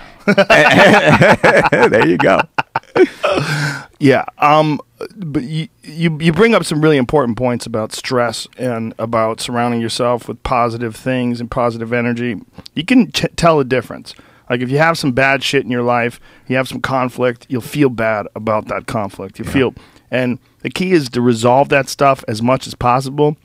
And then, figure out a way to make peace with the rest of it and move on with your life. And just the less you put out battling it, the better you'll feel about it. Yep. Just, when I was younger, I would argue with people about everything. I was constantly involved in conflict. And then I realized as I got older, the less conflict I have, the better I feel. And the more I resolve conflict and not get in it, it's better for everybody. It's better for that person. It's better for me. There's certain shit that's unavoidable, but like all these people that are running around suing people all the time, those are the motherfuckers that die of heart attacks. Absolutely. Those are the motherfuckers that have stress because they're constantly involved in battle. And not the right kind of battle either. Not like a competition, but just trying to lash out and then dealing with people lashing out at you and all your day is spent thinking about it. And if he says this, I'm going to say that. And then if she says that, I'm going to tell her what the fuck is up. And that kind of shit wears on you, man. You're grinding your gears all day. Eats you alive. And people don't think of it. You don't think of that as being a stress. Like they think of stress as being bills. They think of stress as being traffic. No, stress is all those things are stress. Relationships, friendships, work, conflict. When you're at work all day and you hate your job, that's stress. That is stress. That grinds on you. That feeling. Like when you get out of work at the end of the day and you have that weight lifting off your shoulders, that means you're in a bad job. You got to figure out a way where you don't have that. If it's possible. If it's possible, find that way. That was me 10 years ago. I was a municipal tax assessor in the state of New Jersey. Ooh. Amazing. It was just saying all those things together make me want to fucking jump off a roof. Dude, on Friday, I would literally get depressed on Friday because I knew Monday was coming. Yeah, I know that feeling. It was goddamn hell, but I was making a shitload of money. My mom was so proud of me. I had the 401k and the 6 weeks off vacation. I was living, quote, the American dream. I fucking hated myself. God. Damn. I sat around, I remember this was the turning point for me. I sat around a boardroom table and I was a lot younger than my closest peer, and I'm looking at all these older dudes and we're all sitting there in suits and like, we're so fucking important, being those dickheads. And they're all overweight. They all have red faces and they're all talking about how they're going to fucking, sneak off to the bar before they go home because they don't want to deal with the fucking family and the kids and all the fucking bullshit. I gotta get the fuck out of here. I have to get the fuck out of here or I'm gonna fucking die like this. I gotta change my life. And that's what we did. And I kind of threw that away, resigned from the position, took the job as the strength coach at Team Quest up in Portland, Oregon, moved across the country for fucking minimum wage to clean toilets and left that job behind. And I fucking loved it. I loved scrubbing disgusting, shitty gym mats at 5 o'clock in the morning and not sitting in a beautiful corner office, you know, for X amount of dollars per year because I was doing what I loved, and I gave myself the opportunity and a chance, you know, to do something with my life and get rid of the stress. I think that's why I'm kind of, you know, veering off. That's what it was talking about. I was so stressed out. Yeah. And I was riding my bike. Fuck, I remember it was freezing cold, fucking raining, and I'm riding my fucking stupid bike because we only had one vehicle. You know, my wife had to go fucking work. I'm riding my fucking bike 6 miles to the gym, and I fucking loved it. It was such a pure, crisp, cold morning, and I was just so alive in life, you know. And everything was brand new again. I was in my, you know, mid-20s at that point, later 20s at that point. It's fucking cool shit, man. Yeah, man, taking chances and branching out on your own when it works out and rewards you, it lets you know that the universe rewards risk. It rewards calculated risk and passion. It really does. And if you don't live your life like that, you're living your life afraid of risk. God, man, you're not gonna get any reward either. You're just gonna be stuck. You're gonna be stuck in this bland, boring ass grinding existence. And then it's over. Yeah, it's not like it lasts forever. That's the number one thing. Everybody wants to stay safe and comfortable. Yeah. Shit, this doesn't last. This is not going to last. You got to be uncomfortable. I'm uncomfortable all the fucking time. I don't like 90% of what I do. I don't like in some ways, you know, whether it's the exercise or writing or even performing or just. But I hate editing my I just had to edit my comedy special today. I fucking hate staring at myself. I don't like it. It's uncomfortable. You got to do shit that's uncomfortable. You get over it, and then you get, but you don't like certain aspects about it. You got to figure out what don't I like about it. What's not good? What can I make better? And then you make it better, and you keep pushing and working. And the more you do that, the more exciting it is. The more you get a little bit of a reward, a little bit of juice out of accomplishing something, and then you're on to the next thing. But your life is constantly fun. It's filled with exciting shit. It's things going on all the time. You got to assess and move on and move forward. And if you don't do that, you're just stagnant. You're pond water that you can't drink. You know, you're fucked, festering. Man. That's it. Ugh. Waiting to die. And what drives you? Have you ever kind of analyzed, like, what drives you to get your ass out of bed, make yourself uncomfortable yet again on another day that you can just fucking put your feet up and lay by the pool and enjoy the sunshine? Mental illness. That's what drives me. And there you go. Something's wrong with me. There you go. But I don't feel like I ever deserve breaks. The only time I ever feel like I have to have a fucking brutal day where I can enjoy television. But if my day's brutal enough, I'm like, all right, bitch, you can sit down and watch a little TV. Okay. You know, that's the only way I'll allow myself those rewards. But if I do that, yeah, I can really enjoy it. I can really enjoy a nice foot up, you know, relaxing, sit there, you know, have a cocktail, watch some television. Yeah. I can enjoy that. But if I don't, I can't enjoy it. I think a lot of people, they're giving themselves rewards all the time, but there's no risk, and then there's no like sacrifice that led up to that reward. And you got to enjoy the sacrifice. You got to enjoy the grind. You know, when I say that 90% of the shit I do I don't enjoy, but I enjoy that I can do it. You know, like who the fuck wants to lift weights? No, you want the reward of the lifting weights. Yep. You know, and the only way you get a strong body is if you do shit you don't want to do. When you get to that third rep, you're like, I'm good. But you're not good, stupid. You got 7 more to go. Yep. And if you don't do those 7 more, you're going to feel like a fucking loser when you put those weights down. Yep. You're like, I'm a bitch. I should have fucking kept going, and I stopped. Yep. You know, if you stop, you're missing out on the whole point. That is the grind. That is the keeping going. The good kind of grind. The working towards something grind. It's like people ask me, they're like, Dolce, do you cheat or can I cheat or do you have a cheat day? And I always retort, why are you going to cheat? Like, have you earned it? And that's what we use. Is it an earned meal? It's not a fucking cheat meal. It's not a cheat day. It's an earned meal. Have you earned it? And they're like, well, I don't know. Well, then you haven't. Like you, when you fucking kick your own ass, you're totally spent. That's when you reward yourself with your earned TV time or whatever it is, your cocktail. Same thing when it comes to health and fitness, and this goes to the accountability side. If you want to be successful, you want to set yourself up to succeed. Well, you have to be accountable. I can't fucking do it. I can't do it for you. I wish I could. There's 7 billion people on the planet. I can't do it. I can barely do it for my own self, let alone every other fucking person out there. And each one of us, we are entirely alone 100%. We're surrounded by all this stuff, which is just a facade. It's all bullshit. It's here to kind of amuse and entertain and often distract us. But if we're going to be successful, it has to be because it comes from the inside, that driving force to make us successful. So the people that want to cheat on Friday, Saturday, Sunday, they go to the gym, they do their little thing, they eat their chicken and rice, Monday through Friday, maybe they're kind of okay. They cheat just a little bit here and there. They go off menu, let's say. And then Saturday's my cheat day or Sunday's my cheat day and football's on. And what happens Monday? They look fucking exactly the same. And then they do the same basic workout for the same basic reps, and they do that, the same, it's just the fucking same, and they're on that rat wheel. So if you really, talking to the people out there, if you really want to break out, you really want to be spectacular, you really want to start to fulfill your potential, you have to make yourself uncomfortable, you have to challenge yourself, and then you have to earn it. So with my athletes, with myself, our earned meals are maybe once or twice a month.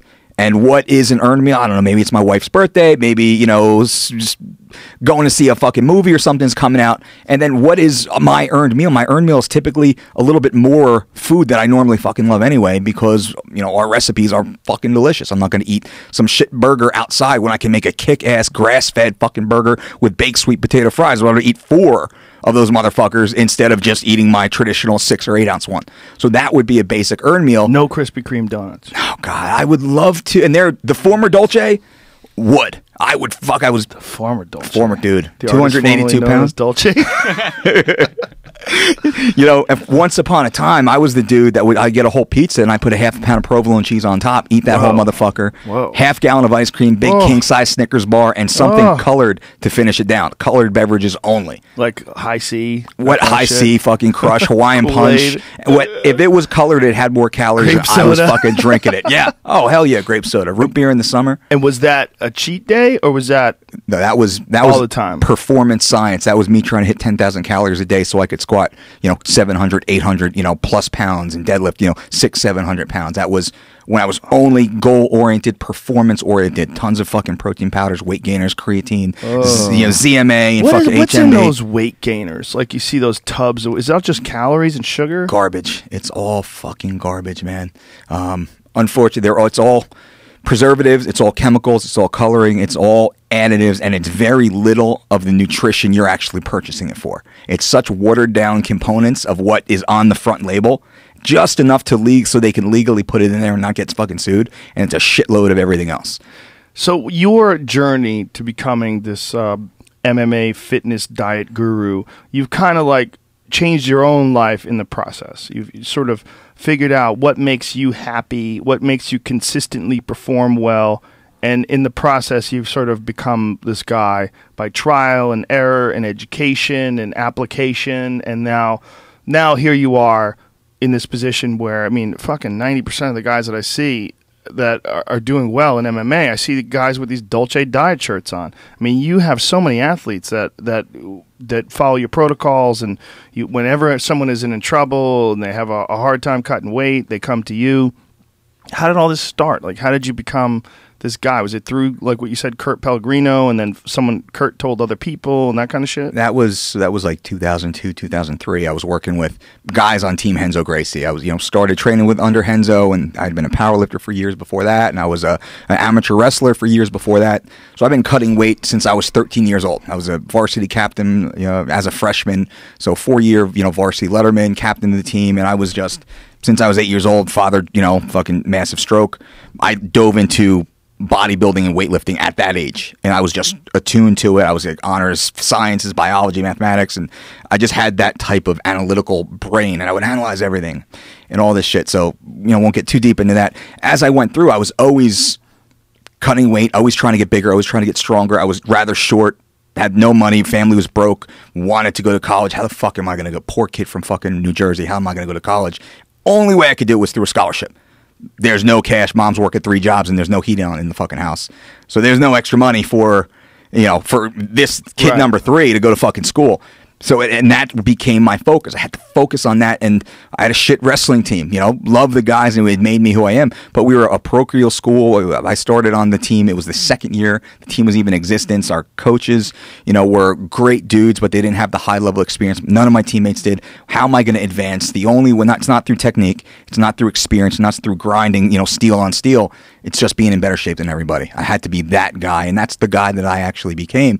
And that's what really started more of this focus on the strength and conditioning. Do you work with guys on strength and conditioning as well as working with them with diet? Like, how do you balance that out? Because I talked to Steve Maxwell about this, and Maxwell, who's really well respected guy. Absolutely. And a very knowledgeable guy when it comes to strength and conditioning and athletics. And he believes that you should do all of your strength workouts and your conditioning workouts like kind of building up to a camp. And then when you're in camp, the majority of your work should be spent doing the actual sport itself. Without knowing his entire protocol, I agree, on principle. And what I do and how I work best is not just overseeing the nutrition, the diet, and the weight cut. I call it the peaking program, and I bake it out into the traditional Western periodization program. When I talk about 52 weeks, it's a 12-month periodized program. When I started working with Thiago Alves in 2010, we came up with a 7-year program for him. Now, unfortunately, he had some injuries along the way, but it's transitioning him from the body that he once had and the bad habits that he had once had to slowly rebuild, regenerate, and continue building him all the way through until he's 35 when he plans to retire, and the specific goals that we have set. So a guy like Nick Lentz, I took over 5 or 6 fights ago when he was a 55-pounder. And this, it'll be a little long-winded, but to kind of help explain your answer the question here. Took him over, and he was doing a lot of the wrong things, training really hard, totally overtrained, overreaching syndrome constantly, malnourished, couldn't understand why his body wasn't losing weight. He was walking around in the mid-160s, could barely make fucking 55 without damn near dying. Said, will I work with him? I said, yes, but only at 145. And he's like, are you fucking crazy? I told you I can't make 55. I said, you'll be a world champion at 145. I do believe that. You're undersized 155-pounder, and you're not training properly. What I want to do with you is I want to add 10 to 12 pounds of muscle and grow you into the 145-pound class. Blew his mind. It didn't make any sense to him, but to his credit, he said okay and just gave me the reins. So from that point on, I looked at multi-month cycles, 3-week cycles, 3-month cycles, and then a 12-month cycle to put on lean mass. And what we did, we took him from 163 pounds to 175 pounds. We dropped his body fat from probably 13 to 14 down to right about 10%, and then he's able to make 145 consistently now easily. So using Steve's methodology in the off season, it's much more volume, it's more strength building, it's more muscle work, not exactly hypertrophy because I don't really believe in that, but we're always staying anabolic. That's the goal. We always want the body constantly regenerating, because once we stop regenerating, then we're breaking down, and once we start breaking down, everything goes to shit. So with Nick, using him as the example again, build him up in the off season, and that's where I start to break down these 3-week mini cycles, 3 weeks before the fight. That's the peaking phase. That's when the volume drops dramatically, the intensity goes up, but it's safe intensity. You're not sparring your fucking hardest those last 3 weeks. You're sparring your most intense and most precise without that bone-on-bone collision. Weeks, 4, 5, and 6 in the middle, that's a little bit more medium volume, maximum intensity. That's when you're really getting your hard goes to build that, ability to withstand the damage that's going to happen in the fight, to callous your body over, and also to callous your mind. You have to go through that. The 3 weeks before that, so that's 7, 8, and 9. That's more of a volume. Callous your mind, meaning you resolve, like mental toughness. Mental toughness. I mean, we see guys, unfortunately, that they get into the octagon, they get put a bad spot that they haven't been in before, and they fold because they haven't been there. You have to go to those spots, unfortunately, but you have to do it in a very calculated fashion, because you go there too often, you'll break in training, and you'll give up in the fight. You don't go there enough, you'll break in the fight, and again, it's going to be the same result. So you have to touch it just enough, and this is where that periodization comes in. So I help oversee the overall training program. I help the athlete. Usually it's spar less. I try and pull them back because a lot of these athletes are sparring 2 and 3 times a week, and I try and only have them spar once a week, really from 6 weeks out. One good hard spar, proper spar, and one tech spar is really the methodology that I push. Save the brain, save the body, let's get more precise. And then hit the other hard drilling in certain phases. And then as we get farther out, it's more skill building. We're looking to just add tools and see what tools fit the overall game. Throw 10 different techniques on the ground and see what fits. And as we get a little closer, we take the 10, we put it to 5. As we get a little closer, maybe the athlete's only going to keep 1 or 2 usable techniques that will actually show up come fight day. We're not trying to add new techniques 6 weeks out, 3 weeks out for sure. At that point, it's just fine-tuning and perfecting. But that also comes into their physical preparation. What's their body weight like? What's the health? Again, health is everything. It's mental health. It's physical health. That's what allows them to perform at their ultimate. So long-winded way of saying I agree with Steve quite a bit. Strength building, that's off-season stuff. We want to keep that type of strength, that explosive strength, that absolute or maximal strength that we build in the off-season. We want to keep that, but now we want to turn it into a different type of strength, like a strength speed or a speed endurance, as we get into the specific competition, and that changes depending on what the sport is. What happened with Charles Oliveira? Charles Oliveira and Nick Lentz were supposed to fight this past weekend. They did not fight because Oliveira showed up heavy, and then the day of the fight, they pulled him. They said he was sick, apparently. Yeah, it was. So normally I don't really pull back the veil, but I think because this is such a public situation, and Oliveira and his team, they've already spoken on it. And unfortunately, what they said was incorrect from what we saw. So Nick and I, this fight's on Friday. Nick and I, we get there on Monday, and we're already in the system. Nick gets to town at 164 pounds. He's fighting at 146. That's the official weigh-in weight, and that's actually lighter than Nick normally is, but we tightened up his diet just a little bit for Charles specifically. We knew Nick was going to overpower him. We wanted Nick to be just a little bit lighter, a little bit leaner, a little bit faster for this fight, in better condition in case it was a 3-round dogfight. Charles called Nick out, by the way, so Charles asked for this fight, after they had a no contest years before. So Monday, Nick and I, we start doing our thing, cutting weight. Now, my athletes don't work out. I strongly suggest fight week, they do not work out. And a lot of, coaches... At all? At all. What do you mean? At all. No, we don't put on the fucking gloves. We don't grapple. We don't hit mitts because we're now... All that work's done. We're preparing for competition. We're pulling the weight at this point. And I want to feed the athlete as much as possible, hydrate them as much as possible, keep them as strong and healthy as possible so they can endure the process of cutting weight, or as I like to frame it positively, as purification.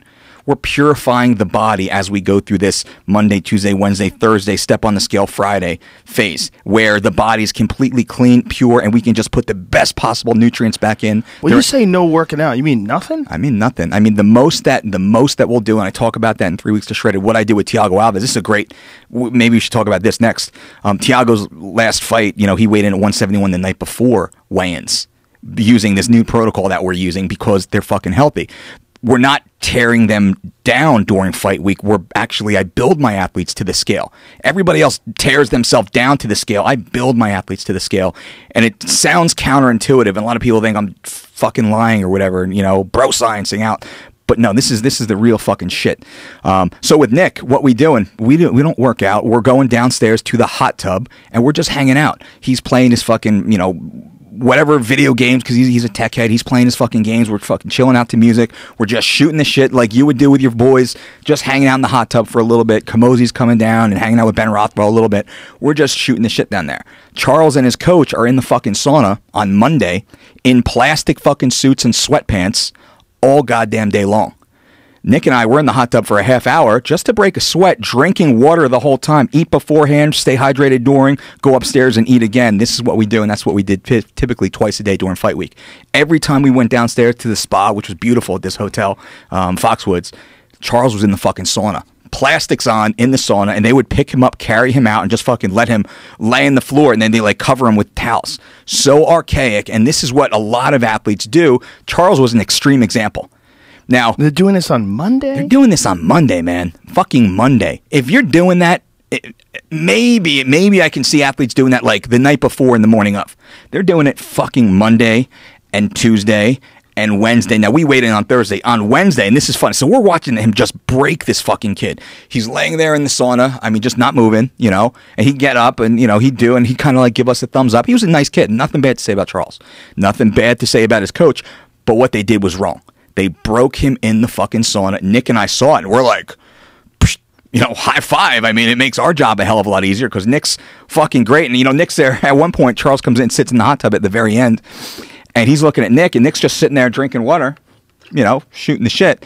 Charles is over there, dry mouth, just sucked out, big dark bags under his eyes after being in the fucking sauna for God knows how long, and just kind of laid out on the wall. So Wednesday comes in. This is actually funny. Wednesday comes, middle of the day. Charles's coach, they drag him out of the fucking sauna. And they're just sitting there. I took a photo of it. I was going to tweet it, like, what not to do. And I was like, that's, fucking bad. Maybe I shouldn't do that. Maybe I should have. I don't know. He comes over and he's like, hey, guys, I have a proposition for you. And I think, this fucker's not going to make weight. They want to catch weight. I have a proposition for you. I'm like, what's up? He's like, what you're doing right now, this is not going to work. He's like, you're not going to lose weight like this. In the back, I have salt and I have alcohol. And I want to pour it in the tub for you so that in 30 minutes, you'll lose the same amount as you'll lose in 3 hours doing what you're doing right now. And I'm thinking, are you fucking kidding me? Salt and alcohol in the water? Salt, and I'm assuming he means Epsom salt and rubbing alcohol, which is a lot of athletes use, and I have the data on that. There's not a discernible difference, and there's actually negative effects from doing that. We can touch on that in a second. So I say to him, I'm like, no, we're good. I mean, Nick's losing a pound every 15 minutes, and we're replacing it the whole time because, again, I'm a data head, and I track all my athletes. I know Johnny Hendricks, between 195 and 185 pounds, he'd lose 1.2 pounds of fluid every 15 minutes. I know Nick Lentz loses a pound on the dot. Hold on. I'm going to stop you right there. Sorry. I'm confused as fuck.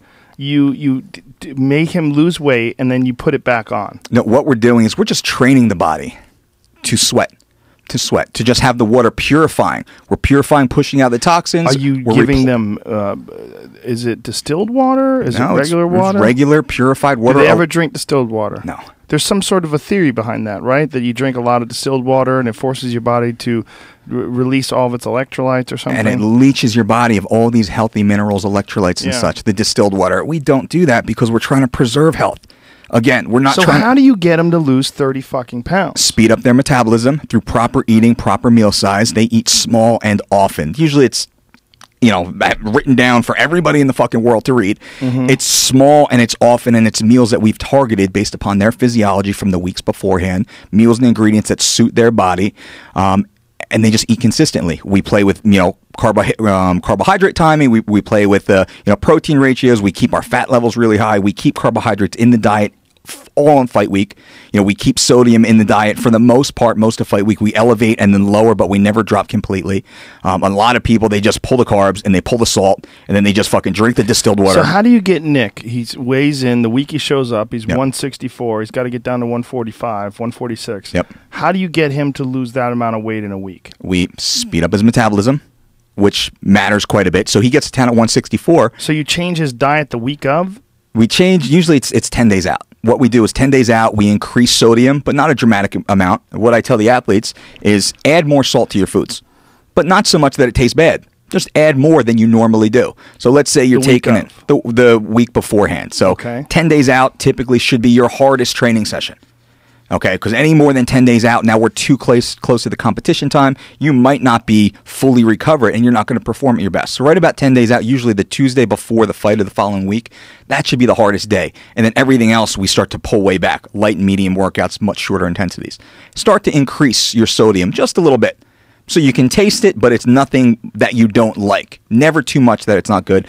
Add a little bit more to your water, and we add pink Himalayan sea salt. Love the Onnit brand, actually, for that. That's the one I use almost primarily. To the water, while they're training, just add a little bit more. So we increase their sodium content just a little bit, and then usually, depending on the athlete, Saturday or Sunday, sometimes even Monday morning, we pull that back. We don't add any more. We don't add additional salt. So we rise the sodium up, then we pull it back down to normal levels, probably anywhere between 1,000 to 2,000 milligrams, depending on the athlete, depending on their lifestyle. And we really focus on feeding them a similar caloric content, but more often. So it's basically the same, let's say 2,000 calories a day, but instead of, 5 to 6 meals, now we're eating, 8 to 10 smaller meals all day long. The metabolism speeds up. We're also focusing on more fiber, cleaning out their digestive tract. A lot of times athletes will step on the scale with impacted food matter still sitting inside of them. 2, 4, 6 pounds, who knows? Is that real? That's real, absolutely. 4 to 6 pounds that's a lot of steaks. If you looked at 6 steaks, slap 6 steaks down, like boom, boom, boom, 6 T-bones, 16-ounce T-bone steaks. That's a lot of fucking weight. And the fluid that food absorbs as it comes out. There's that much in a person's bowels and their body. Where's it all fit? I would estimate, they say John Wayne had like 20-some-odd pounds. That's all bullshit. True or not? That's not true. True or not, I don't know. But I estimate somewhere up to 3 pounds of impacted food matter, depending on when your last meals were, or when your high protein, your harder to digest meals were. I had heard that that's bullshit. The amount of it's like one of those common myths. The amount of impacted food the average American male has in their gut when they die. You ever read that shit? There's like a Snopes thing on that. Hold on, I'm gonna pull that up. But please keep going. So we speed up their metabolism. We increase their digestive efficiency. We make sure they are completely clean. And then what we focus on is these small sweats. We keep the body sweating. We allow them to be used to sweating, but we keep rehydrating them. So it's easier for them to keep sweating. And these athletes sweat a shitload during this time. The only time is when we stop adding water is usually the night before, the day before. Weigh-ins are on Thursday. We stop somewhere midday Friday. We pull the water out, and then we'll use what I call the step method, where it's a very simple way to not break the athlete, to keep them sweating properly, and the weight, again, comes off. And it's all through hot tub, hot bath. It's never in the sauna. My athletes, so we don't train fight week. We ain't go to the fucking sauna. We don't put on plastics unless it's like that last minute. It's freezing outside. We need to pull off another few ounces on the way to the venue. Then we'll throw some plastics on. And how much actual dehydration is it? Like the day of, when he wakes up on Friday morning, if it's a Saturday fight, what does Nick Lentz weigh Nick when cut he wakes up? 3.5 pounds on the day of weigh-ins. That's it? Yeah, that's it. He woke up the day before 12 pounds over. We ate 3 meals that day. I think he drank almost a gallon of water that morning. And just by drinking the water so frequently, it pushes the water out. And then we cut.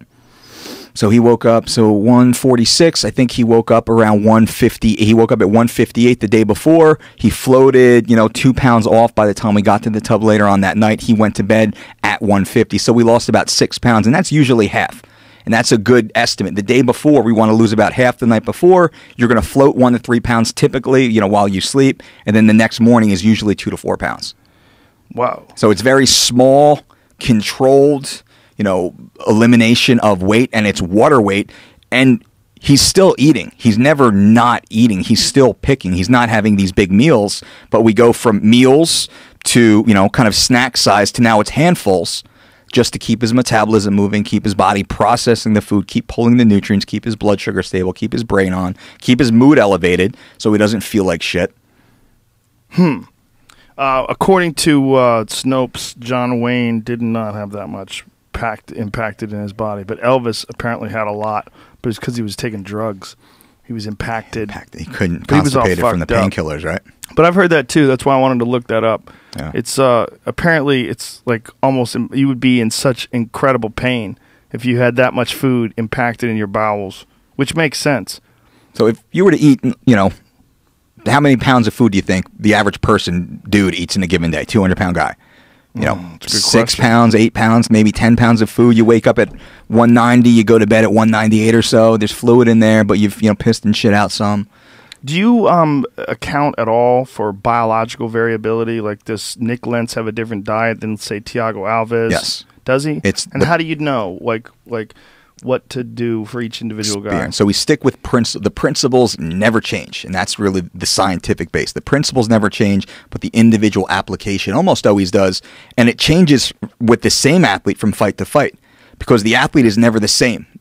No matter what we're doing in this camp 3 months, 6 months from now, it's a different athlete. It's a different physiology. It's a different training pattern. It's a different mood. It's a different lifestyle at home. How so? Like, give me an example, like Thiago Alves. So with Thiago, what we did in the beginning, he missed weight with John Fitch in 2010. I started working with him 2 days later, brought him down, fought John Fitch and John Howard, and his weight issue was gone. So, and then he had some injuries. He had his knees fixed. He had his shoulders and arm fixed. He was on the shelf for 2 years, 25 months actually. We came back and he fought in Orlando in April. And the new and improved Thiago had been on the meal plan almost the entire time, was eating properly those 52 weeks out of the year. And he does his Sunday fun day and he has a little barbecue, but that's controlled and that's okay. We allow that to a degree. But he would really follow the meal plan from about 12 weeks. When the fight was offered, he went on and he didn't break. He didn't go off. So when I got to him 3 weeks before the fight, and Thiago's one of the few athletes I actually travel for an extended period of time anymore, and I went and stayed with him, and he was 196 or 198 3 weeks before the fight, jacked, probably 8%, 9% body fat. Wow. And he fucking looked awesome. Slowly but surely, I tightened up his diet. I tightened the wheels and the switches just a little bit, really made sure he was getting enough food to fuel, but not enough to spill over. And we were able to slowly bring his weight down to the lower 90s. So if he's 8% body fat, Yep. and you're lowering his body weight, Yep. are you causing atrophy? Like, what are you doing? To a degree, we're trying to eliminate a little bit of muscle or reduce some of the muscle volume that he has, and it's all water weight. Because you can tell that he definitely looks slimmer when he fought Seth Pazinski. He looked great. He looked awesome. Fought great. He had a great gas tank. Yep. I mean, he looked really good in that fight. But I found it fascinating that he weighed so little the day before the fight. Yep. When he entered into the cage, what did he weigh? 194.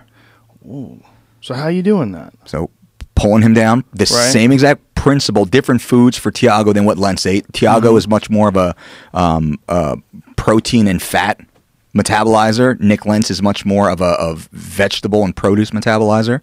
They perform better, or their analytics are much better when they have those type of foods, and that just comes through experience working with these guys. So Tiago was more heavy. It was, chicken and steak and eggs, avocados, different types of oils and seeds to really bring him down. Anytime he has, the heavier carbs outside of the breakfast bowl, oats and such, berries first thing in the morning, he tends to bloat up and really holds on to that water. So we slowly eliminate that. And So no pastas for him or things along those lines? I think we did pasta probably 2 weeks out, where we do what's a refeed. Every once a week we'll do a refeed where we go really high carbohydrate, but we'll stage that with a lower carbohydrate either before or right after. So we'll do the refeed definitely once a week, sometimes twice a week, depending on how close we are. And what's the benefits of a refeed? It's to refill the body of lost glycogen to make sure that usable energy is available. And it's also a mood elevator, because a lot of times the athlete starts to get a little, shitty if they're not getting more carbohydrates, and the brain runs on carbohydrates also. So you can see the mood kind of decrease just a little bit, and also performance. Like working with Manny Gamburian right now to drop him from 45 to 135. Got him on the first program, the initial program, and it was just a little bit too low carbohydrate. And he's like, his mood was down just a little bit. He didn't feel that snap in practice. And we really just brought him up about 100 extra carbohydrates per day. And he fucking felt amazing. So it was really trying to find the line that is exactly what they need without spilling over. And once we got that, we got him feeling good for 10 days. We were able to stage it down just a little bit, and he feels even better. So now we're slowly into that last 3-week phase, the peaking phase. And he's, now he's like 148 pounds yesterday, which his last fight for him to get under 155, he felt like he was going to die. So now he's training at 148, feels fucking amazing, fully fed, 6+ meals a day, but everything's kind of perfectly controlled. Wow. So this protocol that you make a specific one for each fighter, and you sort of work with them. Same principles. What happened with BJ Penn? Because BJ Penn was upset with you after his fight, and said a lot of shit in the press, and just really wasn't happy with it. Yeah. He said his exact quote was, "Without the IV, you're nothing." Like he wanted to not use intravenous fluid retention. He didn't want to get an IV to rehydrate. Yeah. The IV was available and ready, and the doctor was on call, and he didn't want the IV. And why didn't he want an IV? He didn't say, well, no, that's not true. Days before, he had said he'd never used one before. He was worried about how he would feel. He said he would play it by ear if he did feel like he needed one, but he didn't cut any weight. And that's why I didn't disagree with him. Now, he runs the show. He's the boss of the camp, period, the end of story. And that was very clear. He didn't want the IV, and I didn't disagree with him because he didn't cut an ounce. He was eating and drinking on weigh-in day, walking over to weigh-ins. This is not an athlete that was dehydrated. It was not an athlete that was suffering. It was an athlete that looked amazing, was bouncing around, talking to everybody, full of energy. Did he need an IV? I'm not a doctor, but he didn't want the doctor to come to, administer it, and I have to rely on the athlete. It's his body, it's his choice. He said he'd never used one before. He didn't want one. He felt great, is what he had said. Mm-hmm. Perfect. Well, here's a shitload, a house full of food and fluid and everything that you need to consume. So enjoy. Now, that same fight card, I worked with Ronda Rousey. Ronda Rousey didn't use an IV either, and she cut over 10 pounds. She never IVs. She had never used one before, a little nervous to use it, chose not to use it, didn't use it, and went out there and looked like Ronda always looks, because She's just never had it before. Now, if she had used one, maybe she would have looked even better, or maybe it would have thrown her off. In all fairness, her fight lasted 10 seconds. I know. When she fought Miesha Tate, her fight lasted into the third round. Right. And Misha's a very well-conditioned athlete, one of the better-conditioned female athletes in the game, and Ronda looked amazing, and that was a scrap. Yes, it was. Not at one point did Ronda look like she was at a loss. And she had no IV in that fight. No IV in that fight. And how much did she cut in that fight? She cuts about 10 pounds. She gets in, she fights at 35. Usually she'll get down into the lower 40s just that day before. I mean, she gets in the fight week usually between 48 and 50. And she does most of her training in the low 50s. How did BJ get down to 145 pounds? BJ is a guy who fought at 170 because he didn't like making 155. Yeah. So all of a sudden we see BJ training and getting ready, and he looks so thin. Yeah. What did he do? He was, back when we filmed The Ultimate Fighter, he was 162 pounds. He was in the low 160s back then. And then they broke off communication with me, you know, after The Ultimate Fighter was over. I didn't hear from anybody from their team, their camp, until the very end of May, which is just a few weeks before fight week, and they were in a bit of crisis mode. Now, I didn't get to Hawaii to first actually, you know, be a part of the camp and the team until June the 9th, which is less than a month before the fight. When I got there, BJ had said he weighs, so, hey, what do you weigh, champ? 157 pounds, but I went out last night with Dominic Cruz, and we had some pizza. I weighed 157 today. And I'm thinking, fuck, why do you need me to be here? You know, the fucking, you know, Dolce diet dude.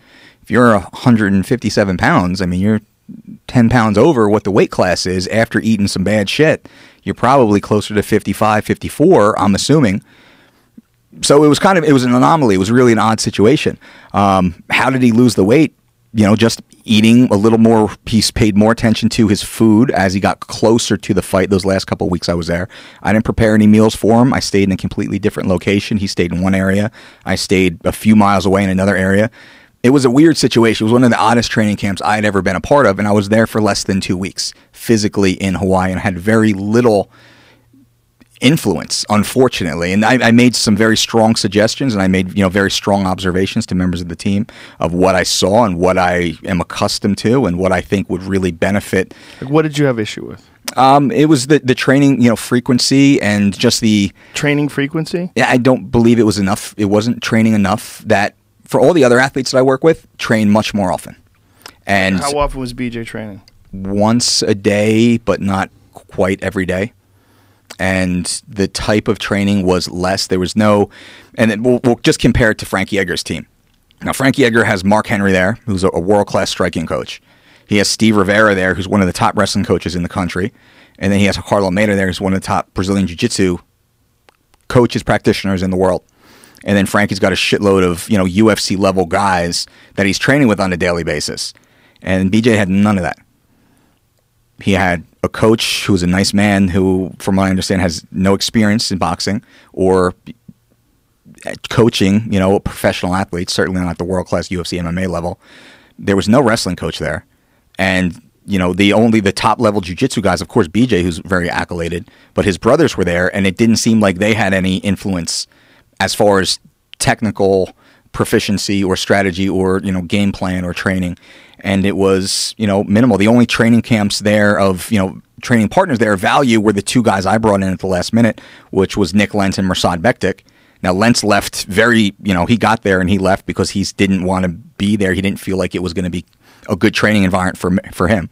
So he left early. And then Mirsad stayed, but Mirsad's, you know, a young, tough kid. Mirsad was actually a great training partner for BJ and really tried to do his best to mimic what Frankie was going to do. So it was a tough situation. Is it one of those situations where, in all fairness, BJ, who's a great champion, who's a real MMA legend, is almost too strong of a personality to be coached because he's been so successful and because he's been such a destroyer at points in his career that he has something in his head, and who the fuck are you to tell BJ Penn what to do? That could be. That could be. It was very, I don't know why there was no coaches there that were able to truly make influence. The suggestions that I made were, and I made them officially, and they were accepted but not responded or reacted to. And it was just a matter of, you know, that's the direction he's choosing to go, and he's either going to win and look like a fucking genius, or he's going to not win, and he's going to make the odd makers look like a genius. In all fairness, there's other issues besides diet. There was also his upright boxing style that confused the shit out of a lot of people. No one understood. He had this narrow stance, and he stood completely straight up. It was very odd. And when he was asked about it, he said that it was very effective for him in training, and that it had been they came up with it to somehow or another reserve energy. So by not lowering his body weight, meaning by not lowering his stance and pushing off of his legs more, by standing up straight, he would extend less energy. It would be less difficult for him to do. I found that incredibly bizarre. And the last thing you should ever be thinking about if you're about to fight Frankie fucking Edgar is conserving energy. Yeah. I mean, goddamn, you better be ready to go balls to the wall for 5 fucking rounds, because Frankie is going to. Frankie's going to. When we were on the Ultimate Fighter set in October, Frankie was training twice a day himself, and then he was training twice with the athletes on the show. Frankie was seen at every gym in Las Vegas training with their best and top guys, and he was surrounded by his coaches the entire time.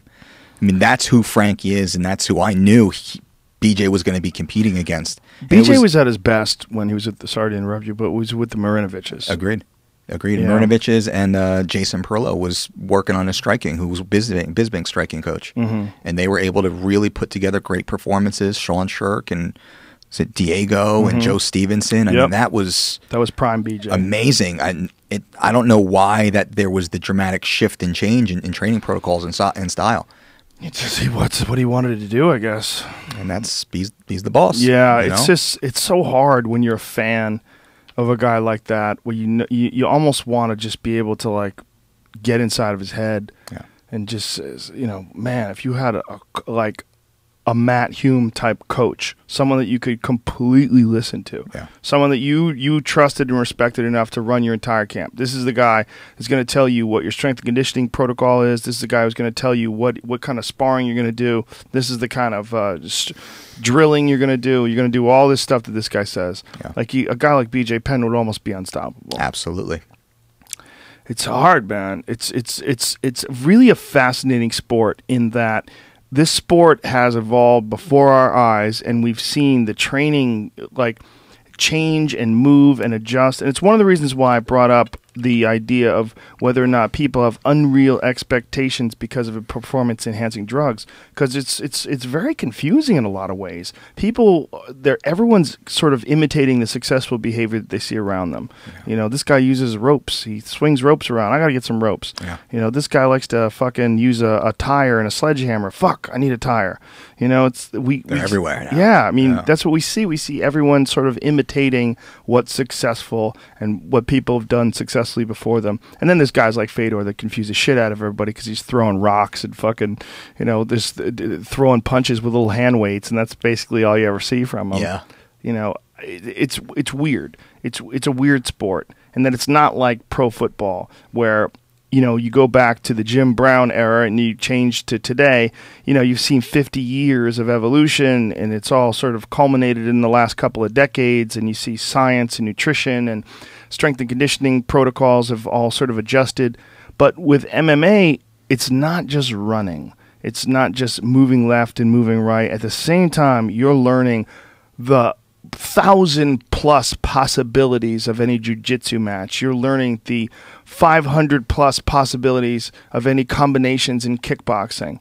Yeah. You're learning so many skills. The combination of wrestling and judo, the combination of jiu-jitsu, sambo, catch wrestling, the combination of, there's just so many variables. There's so much shit to learn on top of all the strength and conditioning. So it's not as simple as this guy needs to learn how to squat 500 pounds and fucking push that sled. Yeah. No, there's a lot of other shit you have to do too. And if you do too much of one and not enough of the other, you won't be at your best. It's this combination of the strength and conditioning and of being, a guy who understands all the variables of mixed martial arts as well. Absolutely. It's almost like no one really knows how to do it yet. It's still young. We're still evolving. You know, as a sport, though, people have been fighting for years, never like this, never at this level, never with so much on the line, you know, multi-millions of dollars available now for the top dog. So there's a race, and that's obviously what brings in the PEDs, but it's also what pushes athletes like Ronda Rousey forward to constantly evolve and work on her striking more and find new ways to diet and do her strength and conditioning better and use her mental, you know, visualization approaches to really make sure she can be at the, you know, on the top of that cresting wave. So she's not getting stuck behind it. She's really at the forefront, you know, and athletes like that. It's a crazy time when it comes to these things. It really is a crazy time.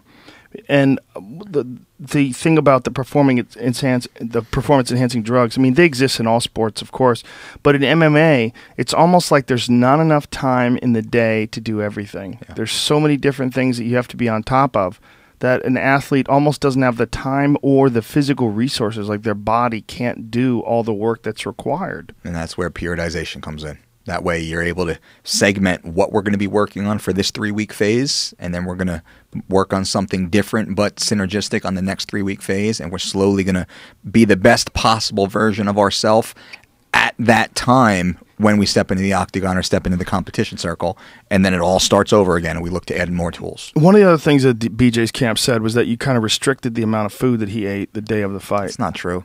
And there was a lot of the things, unfortunately, that said were factually incorrect, and I chose not to comment. This is the first time I'm even commenting about it. And I went on, I go on the underground every day, and a lot of the people on the underground seem to have a pretty good take on what the reality of the situation was, and I didn't feel the need to personally comment. And what I'm going to say is that he had a house full of food. I personally brought over tons of amazing food that was available. He was 2 minutes from a Whole Foods that was right down the street from him. You know, his house had, 10 gallons of water in it and a gallon of coconut water and a running faucet, and there's sea salt everywhere, and I brought a huge vat of the power pasta with grass-fed beef and all the organic. What is that power pasta? It's a brown rice pasta, so it's a higher carbohydrate content food, and I made 2 16-ounce boxes of it, which would basically feed like a family of 4 really fucking big dudes, or a family of 6 or so. 2 pounds of grass-fed ground beef was mixed up in there, and just I think like 2 peppers, 2 red peppers, and 2 green, and 2 red onions, and just really high quality nutrients, and a full fucking smoothie, massive, handful of kale, handful of spinach, handful of red grapes, handful of blueberries, handful of strawberries. So you you don't restrict their calories at all the day of the fight? I don't restrict anything, and again, I had very little influence, and that's clear. I was more like I was a chef. I would bring some really delicious food, and some things would get eaten and some things wouldn't. It was nothing I was saying don't eat this or don't do that, and everything was available. So who was saying that you had restricted his food? Because that was one of the big things that was going around. I know, a lot of it's just internet hearsay, and somebody hears things and they create a thread. It was people in his camp, wasn't it? It wasn't anybody in his camp. It was people that seemed like people from his area, or information was fed to them by somebody, and I'm not really going to speculate because it's not worth my time to comment, and I don't want to turn it into anything right. bigger. I understand. But it was factually completely false and incorrect. And I spoke with very high-ranking members of his team, and we've had the factual conversations. We're all in alignment as to exactly what happens, which is a really nice thing. But it's kind of the public conversation that just continues on, and it's just not correct. So do you think that what happens is after a fighter loses, there's an interesting thing that happened with Travis Brown. Travis Brown did this interview, and I really love Travis. I think he's an awesome guy, and I think he's a great fighter, but he's also super honest, which I thought was really cool. And he said that after he lost to Fabricio Verdum, he goes, I went through the whole process. I blamed myself. I blamed everybody around me. I blamed, I took turns blaming people. He goes, I fucking cried. I did the whole deal. And then I figured out, all right, what do I need to work on? What do I need to change? What do I need to adjust? He's working with Edmund, Ronda's trainer, on his striking, and trying to tone things up and change some things and learn some new skills and learn some new variables that he could add to his fight game. But what I love about the fact that he was honest about how after the fight there's this instinct to sort of blame. Yeah. Blame himself, blame others, rotate, no, fuck it, it was everybody else's fault, it wasn't me. Yeah. And after the BJ fight, I kept hearing all this shit about, blaming Mike Dolce. I'm like, man, how much fucking impact can a guy who's telling you what to eat have on how you fight? Because what I saw in that cage was a guy getting overwhelmed by a guy with a fucking incredible gas tank with a better strategy. By the number 2 guy in the world who has 2 wins over him previously. So, there's just bad matchups. Right. And maybe that was one of it. Frankie's been more active. He was the number 2 guy in the world at the time. BJ was coming off of a massive layoff. And we knew it was a very uphill battle. I was as shocked. I mean, I was really hurt when I heard the first comment and I saw the things being said and kind of the finger being pointed my way, because I know what happened. And I know what my influence or lack of influence was. And I will go down with the fucking ship. Any athlete that knows me, that I work with, knows the type of person I am. And I think I've built a solid reputation within the industry. And it was just uncalled for. It was unfair. And I kept my mouth shut because I wanted to be a professional. And I didn't want to say anything because BJ's got a lot of fans. I'm a fucking huge fan of the kid. I still am a huge fan of the kid. And I understand because I've fought before, I've lost before, and I've been hurt before. And I've wanted to blame, and I still could blame. But what is that going to get? And with my, defend myself here for a second, I know what I did. And I think I was probably one of the only bright positives with true world-class experience that was around him. I didn't have to be a part of that camp. Is that a part of just because he's isolated, he's on Hilo, it was on very difficult, Big Island? It was very, very difficult. When you're the most famous fucking person and you got people showing up at your house, knocking on your door to get an autograph, it was difficult. It was the very hard situation. It was... He has people knocking on his door? Yeah. Trying to get autographs? Yeah. I mean, I feel bad for the guy that's, Well, luckily, there's not that many people. After a couple hours, you're done. You're done. But it was... You get the whole town. Anywhere he goes, people are honking the horns at him. He's Right. a superstar. I mean, here he's a superstar. There, he's just, he's like the king over there. Right. And it was hard for a lot of different reasons. But, to see the things said and basically the way that they were, man, you look at the fight, you look at what happened. That had nothing to do with food. It had nothing to do with body weight. We posted a video of him 2 days before weigh-ins. He woke up at 148, fully fed, fully hydrated, saying it's the best he fucking felt in his entire life. And then, yeah. I understand what you're saying.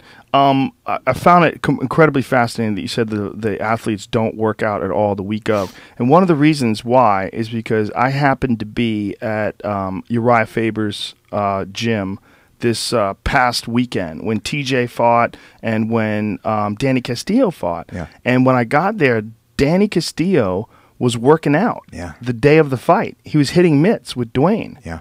And, they put in like a good fucking 20-minute workout. I mean, he was hitting mitts, man. I mean, he wasn't going like 10% speed, like just moving his body around. He was working out. Yeah. Footwork drills, combination. He looked great. Yeah. And I was kind of shocked. And I asked him why, and he said, well, when he rehydrated, he felt a little bloated, but he always does that. He always gets in a workout. This was after weigh-ins when he rehydrated. No, after weigh-ins, rehydrated, then the day of the fight. Okay. He worked out the day of the fight. And I do agree with something along those lines. Day of the fight, to get the fluids moving. Every athlete's a little bit different. We do that with Nick Lentz, and he's the one who gave me the fucking black eye on Friday before Charles canceled the fight. We put him through usually, abbreviated 3 rounds just to get him moving and make him feel good again. I approach, and a lot of the athletes I work with, we approach fight day like another fucking day. Okay, it's like a hard sparring day. So, I see what you're saying.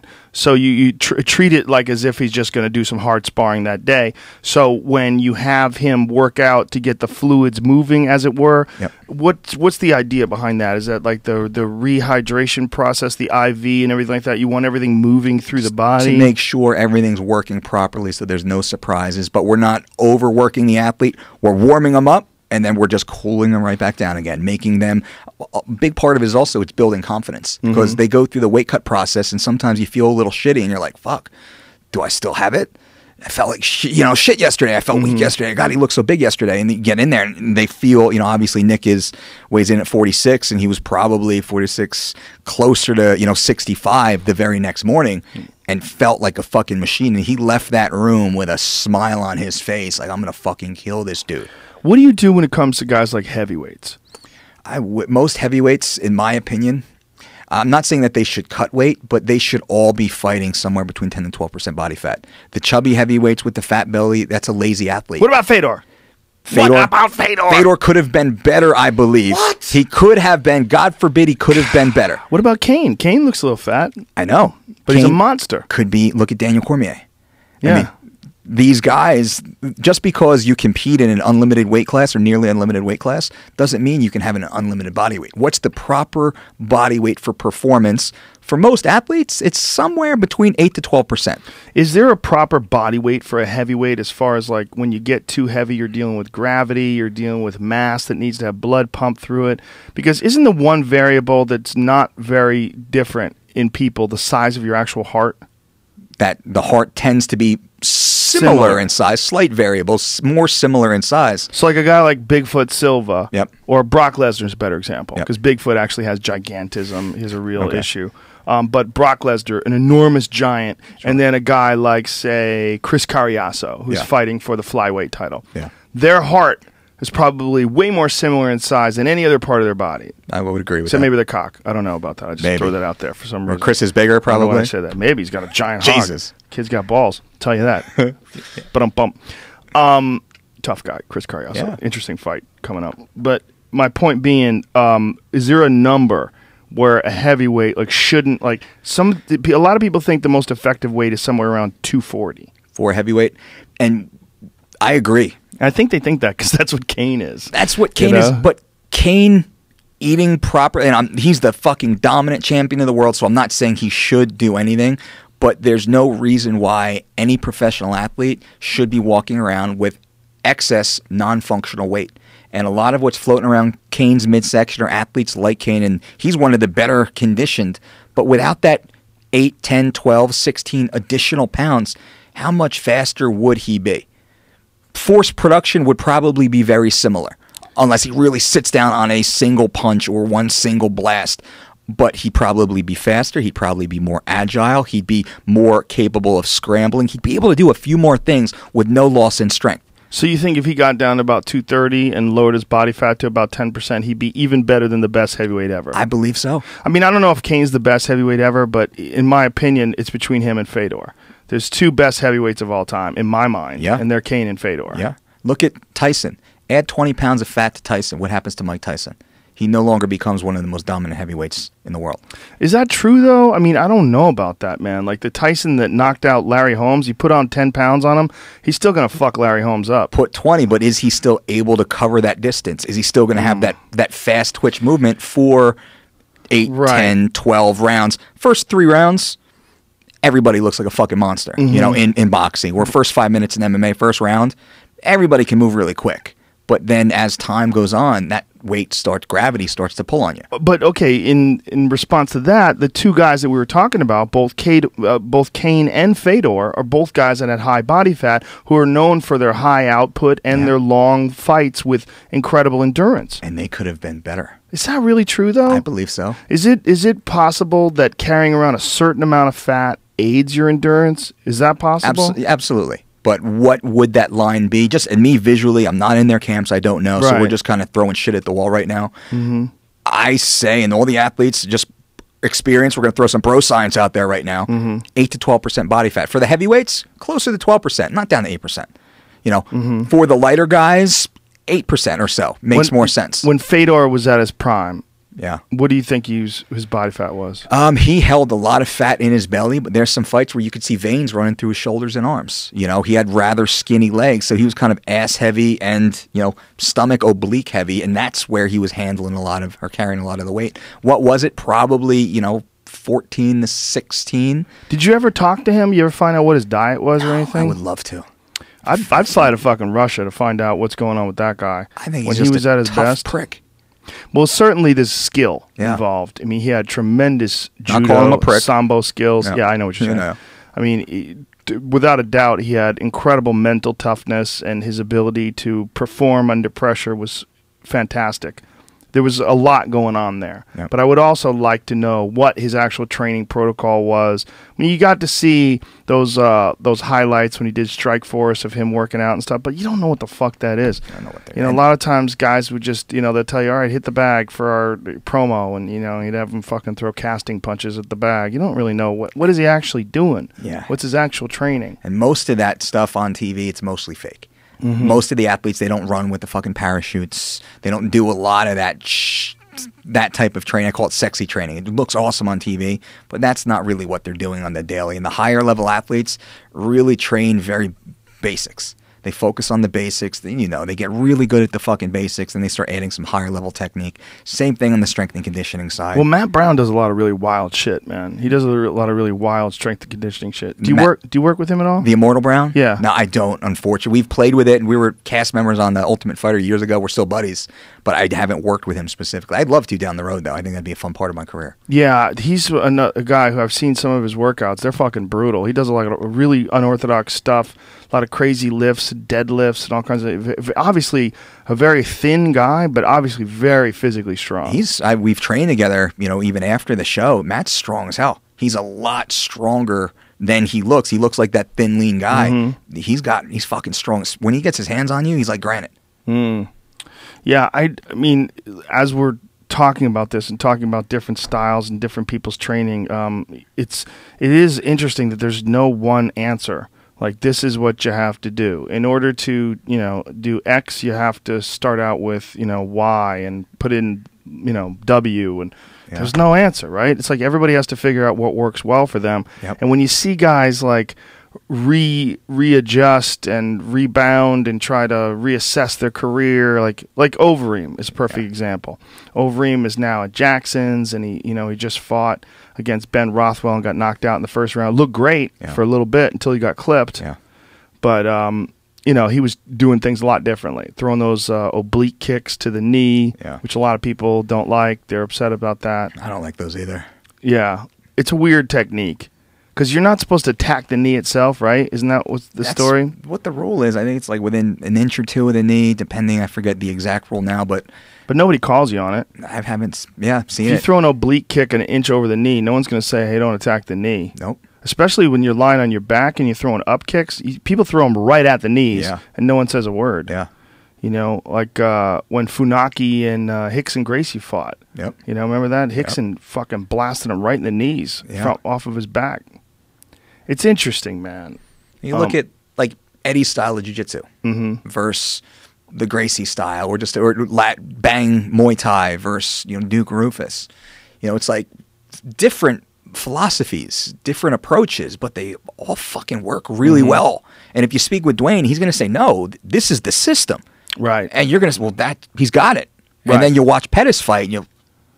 No, Duke Rufus has got his own system. He's got his own, and that shit fucking works too. Works real good. Strength and conditioning, I think, is very similar, and it's the athlete is really going to gravitate towards what suits them. But it's all, like I said, the athlete changes, which is why we have the principles, so the principles don't change. Dwayne, let's say, throw a punch with your right hand, left hand has to be blocking. I think Duke would say the same thing.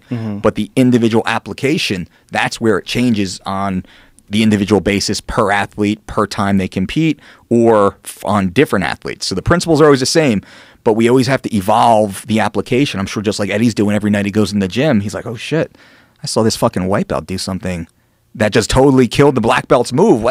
Let me fucking try that. Yeah, there's variables in jiu-jitsu that don't exist in striking, but there's also striking variables that don't exist in jiu-jitsu, like the idea of throwing things at like a 50 or 60% output instead of 100% with each technique. Yeah. Whereas some guys, like Jeremy Stevens, perfect example. Yep. Jeremy Stevens is a fucking murderer. He throws everything is designed to knock your face into the dirt. I mean, everything he throws is 100% on it. And he just works hard to be able to do that, but his volume is much lower than, say, a guy like Nick Diaz. Yeah. Who Nick Diaz will come at you and he'll throw like many punches at like 50-60% and put it on you, and then throw some hundreds in there. Yep. You know, dig to the body with 100, go upstairs with 100, and then more 50, 50, 50, 50, and he just puts volume on you. Yep. So you don't see that in jiu-jitsu. You very rarely see guys like hit moves at less than 100%. You know, when you're trying to guillotine someone, you don't try to guillotine them at 50%. You know, Sure. You lock that bitch up, you're squeezing with everything you got. Yep. So it's a fascinating thing, the different approaches for different body styles, because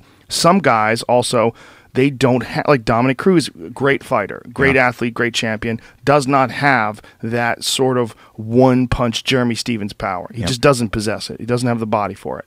You know, this is what the universe has given him. They've given him he's a high volume, high output, high discipline, excellent condition. That's important. It's imperative for him to be able to put on the kind of performances that he puts on. Yep. Whereas some guys just go out there and try to Paul Daly it, excellent technique, but everything's designed to murder you. Absolutely. Yeah, it's an interesting growth and evolution of the sport, and it's really cool to see the different athletes, different body types, and see this new generation now coming out there, because what we're seeing, guys like Cruz and Dillashaw, he's the champ now, but he's part of a younger generation, but there's another tier below him now. That's going to be coming soon and make Dillashaw look a little, not one-dimensional, but a little slower, let's say. 2-3 years from now, there's some fucking kid in the middle of nowhere that's going to come out. And I can't imagine that, but I know you're right. It's going to happen, right? Remember when GSP came out, and we were all like, God damn, this dude is like an Olympic gymnast, and look at what he's doing. Yeah. And then, you have a guy like Dillashaw coming out, moving the way he does, putting his wrestling together, all the feints that he's doing, hitting with power, kind of like what you were saying about Diaz, where they're able to off-speed their punches and their strikes and really change angles. That's awesome stuff. And you've seen that the level of the wrestlers and athletes are just coming in. They're just off the chain, too. Like guys like Hendricks. Yeah. Guys like Cormier. Just like when Cormier fought Henderson, you're like, what the fuck? Insane. Who the hell's ever done that to Dan Henderson? Yeah. Cormier's got him flying through the air. He's hitting him with trips as he's moving back. He's doing like a lot of crazy shit that you very rarely see. That's when I think I realized how high level Cormier really is. Oh, yeah. No one's, like you said, no one's ever done that to Dan. Yeah. Dan's lost a couple fights, but no one's ever been able to do that to Dan fucking Henderson before. That's also, interestingly enough, Dan off testosterone replacement. He was one of the first guys that we've seen compete on and now off. Yeah. And he had competed off before against Rashad Evans. Yeah. Lost a decision against Rashad Evans, a very close fight, right? And that was because they were fighting in Winnipeg, and Winnipeg's athletic commission didn't. That's right. But I believe Dan when he says that he takes a very little. I believe him. I believe Dan too. Yeah, I mean, he was on it. But a lot of these guys also, one of the reasons why they test low is because they're overtraining. Absolutely. And that's something that people need to take into consideration when they discuss training protocols, is that what's happening with a lot of fighters is they're going through the same sort of thing that they went through in wrestling practice. And what wrestling practice is fantastic for is developing mental toughness. I believe there are no tougher athletes in the world than someone who goes through high-level wrestling camps. Yep. Someone who goes through Purdue, like a John Fitch. Yeah. When you go through these fucking camps, you go through Iowa, you go through these high-level wrestling camps, amateur wrestling, college wrestling camps. Those people are fucking animals. Yes, sir. They have a level of mental toughness that if you don't understand it, they're going to wake up 15 minutes earlier than anybody else because they know that no one else is awake. Yep. They're going to run an extra mile because they know no one else is going to run it. They're going to do all these different things because they pride themselves in being uncomfortable and in grinding it out. And there's good in that, but there's also bad in it. And the bad in it is the physiological reality of the body's ability to recuperate. Yeah. And that if you tested any of these high-level professional wrestlers, or amateur wrestlers, rather, at their highest level, when they're going through camps, I guarantee you a lot of them are going to have low testosterone. Absolutely, I would agree. 100%. And it's just because their body's being broken down. And it's just the sheer dogged determination of their own mind that allows them to get up every morning and keep doing it. Yeah, and look at Hendricks. Mm-hmm. When he fought Robbie, fractured shin, torn bicep. He had a fractured shin too. Fractured shin, and during the fight or from the fight? From training. In training, he was fractured shin, partially torn bicep, tore all the way during the fight, and didn't even blink didn't complain one time. The only way I found out was just kind of like in passing. He was just joking about it. You know, any other athlete, most of the other athletes, they're canceling that fight. They're pushing it back 3 months, 6 months. You know, and then Johnny goes out there and is able to get a win because of that mental toughness. And that's one of the things that makes Johnny so fucking great, is that physically, I mean, he's a really strong dude, but he's not tall. He's not long. You know, he's got fast hands. You know, he is fast, but his feet aren't very fast. He doesn't cut angles or move his head movement too well. It's his brain. It's his mentality. He's got that championship mindset that's just been ground into him through a whole lifetime of wrestling. Well, also his dad's a fucking psycho. That's fucking awesome. Yeah. But you know, it's funny. Well, he had 2 options or 3 options: wrestling, or wrestling. That's awesome. Well, you could wrestle, or you could wrestle, or you could wrestle. And, you know, like how he made him do, you know, push-ups and sit-ups and chin-ups and shit when he was a little boy. He was doing fucking 500 push-ups. I mean, he just had that kid as a youngster with a very high tolerance to work and just this drive. He pushed him so that everything else would be easy. I mean, he made it so everything at home, all the training he did, all the wrestling practices were so fucking hard that everything else would be easy. Yeah. And look at him. UFC fucking welterweight champion, and should have been the first time he fought GSP. Agreed. In my opinion, I mean, he got the title with the Robbie Lawler fight, but I thought he beat GSP. Yeah. And the only people that disagree that I've talked to were people that were like in that Renzo Gracie camp that were a little bit biased and thought that George won like round 1, which I didn't understand. I think damage is more important than anything. And I think Johnny, without a doubt, did more damage in that fight. Like, they pointed to the guillotine attempt in the first round, but I didn't think that was a successful attempt. I thought that was, you know, I thought it was never close. Yeah. It's like, did you see Scoggins versus John Moraga this last fight? Yeah. The first guillotine was very close. The second guillotine locked it up. Yep. George never had a guillotine like that. Nope. You know what I'm saying? It wasn't like one of those where it was like Scoggins barely got out of that first guillotine where Moraga locked it up. Yep. But he was in deep shit. Yep. And then he caught him with the second one. That's not what the kind of guillotine that Hendricks was caught in that first round. So I didn't understand anybody saying that they thought that GSP won. A little biased, I think, you know. Sure. But I'm biased towards Hendricks, and I'll admit that. But watching and trying to be impartial, I think Hendricks clearly won. And I believe George and some of his team, I think they know. Because the 2 athletes, when they walk out, you know if you kind of won or lost. Mm-hmm. And I think that one, and it felt their mood, their energy, and just the way that they, you know, we interacted afterwards, very professional, respectful. But I think they knew that Johnny had won that fight, truly. How do you tell a fighter to stop? Is there a time where a fighter should be told to stop? Because if George was my friend, I would tell George to stop. Yeah. And the reason why I would tell George to stop is because we did some sort of a fight metric thing where we calculated all the times he'd been hit inside the octagon, and he had been hit in the head 880-something times over the course of his UFC career. Yeah. And I'm like, what's the number where a guy can walk? Because if you talk to George now, he's lucid, you know, he speaks well, but I know that he was having migraines. I know that he was having memory issues. Yeah. And I think there's only a certain amount of times a guy can fight. There's only a certain amount of blows a guy can take. And George, if he stopped now, could he have another fight? Yeah. Yeah, he definitely could. Could he come back and be great? Very possibly. Sure. But could he come back and take some damage that 5 years from now we're going to see a much compromised George? And that's possible as well, right? Probably. And I've had this conversation with athletes before, and it's difficult and it's emotional, and it's, you know, it's in their best interest, and sometimes, you know, they've gotten mad, but they know it's out of love and care and concern, and there's a risk to reward. And, you know, anytime an athlete, whether you're an amateur or you're making millions of dollars, there's a risk. And what is the reward? Is it some sort of personal challenge? Are you trying to, you know, scare away a demon? Are you trying to provide a college, you know, education for your daughter? These are things that they get put on the scale, and they become intellectual conversations to have. And then you say, all right, is this worth the risk? But a guy like GSP, I mean, he's proven everything. He's a legend. Yeah, you know, without a doubt. He really has proven everything he can prove. I mean, he can come back and beat other fighters, but is he ever going to elevate the status of his legend? He's one of the greatest of all time, if not the greatest welterweight of all. It's him and Matt Hughes. Yeah. Those are the 2 greatest welterweights of all time. Yeah. And, you know, Matt is from a slightly different era. Their eras overlap. But, you know, in my opinion, Matt, it was a game changer. You know, so I think he still goes down as possibly, you know, it's in the debate for who's the greatest. Sure. But George, he's not going to ever elevate where he's at. Where he's at is a fucking all-time legend. Yeah. He's more of an all-time legend. I'll have one more fight. He'll be another all-time legend. No, he's an all-time legend. There you go. I mean, and as far as I know, he's very wealthy. I know he had to give a lot of money up to his fucking former manager, though. Ouch. Yeah. And there's a lot of grossness involved in that, man. Yeah.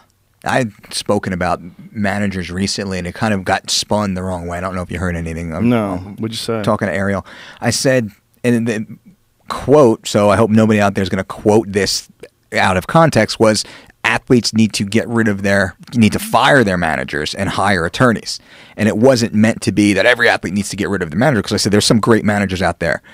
But there's some managers out there that they have their hand too deep inside the athlete's pocket, where the athlete can't excel and can't develop themselves as a professional because they're spending 20 and 30% of their purse and all their earnings going straight to their manager.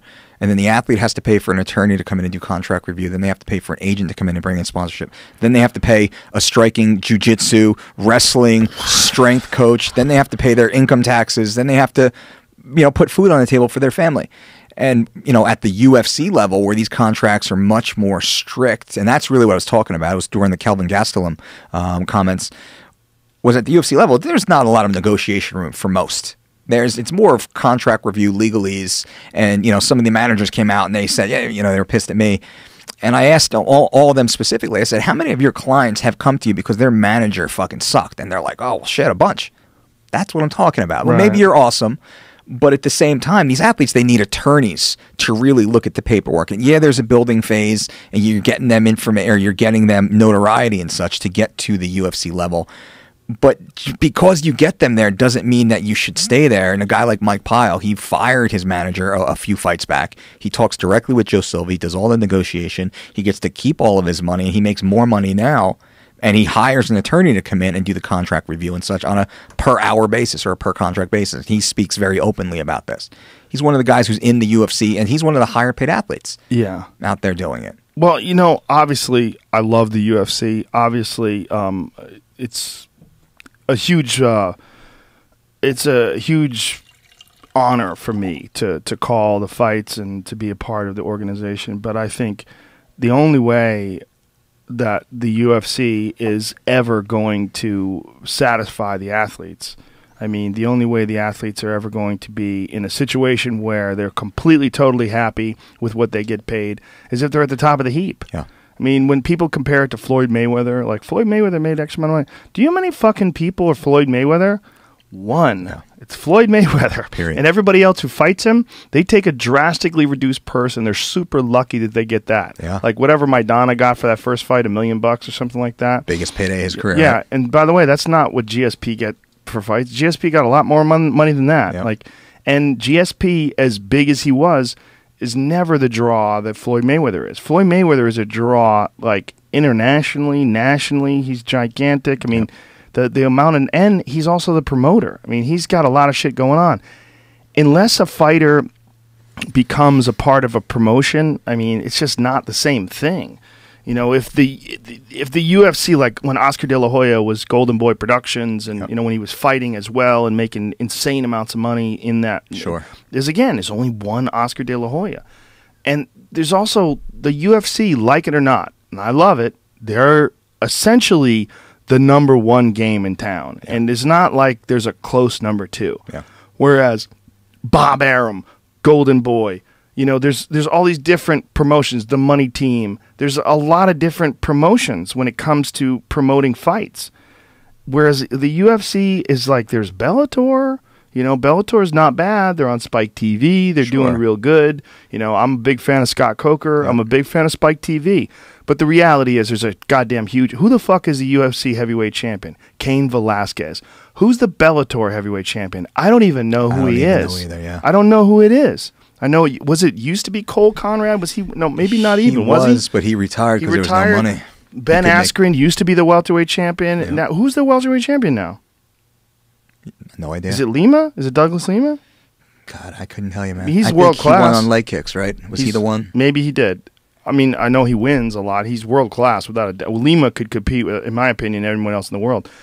But Ben Askren kind of ragdolled him, you know, and Ben Askren now is fighting for ONE FC. So it's like the difference. Okay, there's Shlemenko. He's the middleweight champion. Sure. But someone from his fucking camp talked him into fighting Tito Ortiz. Hope he got paid for that. Which is, that was like, I mean, it's like a grown man fighting a guy who is in high school. That's what it looked like. I mean, Tito was fucking enormous in that fight. Shlemenko's probably truly a welterweight inside the UFC, yeah, right? Yeah, in my opinion. Yeah. And somehow or another he's fighting Tito. When Tito got on top of him, like, this dude is not getting off the bottom. Yep. Tito has very underrated submission skills as well. He's good. Yeah, you can't knock him. Yeah. But huge disparity. Yeah, just giant. And then, I mean, that's your middleweight champion. You just saw your middleweight champion get choked to sleep Not good for anybody. by a guy who could fight at heavyweight. Yeah. Like, what the fuck are you guys doing? Yeah. Like, and they did that just to sell a pay-per-view. And the whole thing was just preposterous.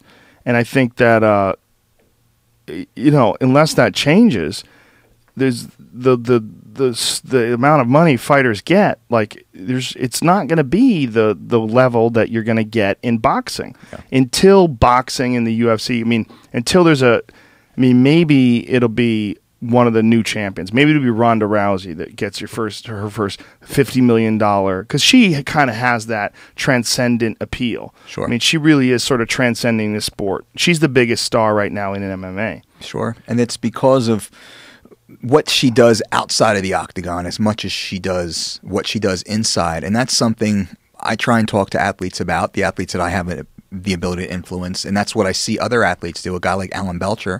Alan Belcher makes far more money running his gyms and online training business than he does when competing as a professional athlete inside the UFC. And he makes a good payday inside the UFC.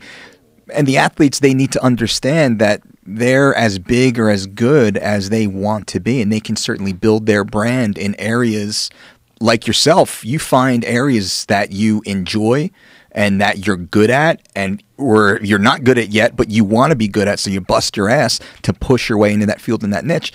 And athletes, they have more than enough time to do that. Whether it's flipping real estate like Bristol Morundi's doing right now. I mean, Who's Bristol Morundi? Bristol Morundi was fought in the UFC a couple times, fought for Strikeforce. He was on The Ultimate Fighter a couple seasons back. He's flipping real estate in Las Vegas. There was an article came out about him recently. He makes a shitload more money doing that than he does fighting. And he's fighting because he enjoys fighting. You know, Alan Belcher, what he's doing, what Ronda's doing. I think Ronda's outside the octagon money is going to eclipse what she makes inside the octagon. She's such an anomaly, though. I mean, how many hot chicks can beat the fuck out of dudes? I know. But she's going with what she has. And there's a lot of athletes out there that can go with what they have. They all have something. Look at what Ludwig did. He went from being a high-level fighter at the end of his career. He transitioned to a coach, and he'll be a much more successful financially and you know, business-wise as a coach, growing his affiliate system, building his brand that way. And he made good money as a fighter, as a top-tier fighter. Knocked out Jens Pulver, won the K1 Max North Americas. I mean, he did some really good things inside the sport. So just taking that concept. So and I'm not, you know, shilling for the UFC here, but I'm saying if athletes are sitting home and they're looking at their paycheck at the end of the year saying they're not happy with it, well, there's a lot of other ways that they can monetize, that they can use their brand, they can use what they do to get out there and build. And it's not sitting back waiting for sponsors to just hand them a check to put on a T-shirt or to hold up, you know, an energy drink. There's other ways to go out there and take care of it.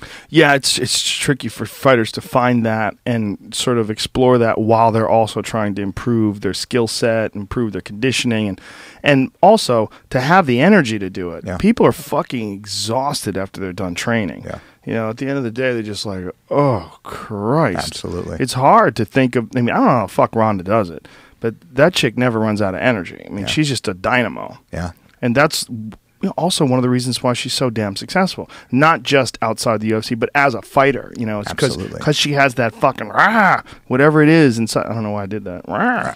She's got that rah. It's more like, it's like whatever it is, it's a monster. There's a monster inside of her that comes out. Like, legitimately. She just happens to be hot. Yeah. You know, but it's all those other things that make her who she is, you know?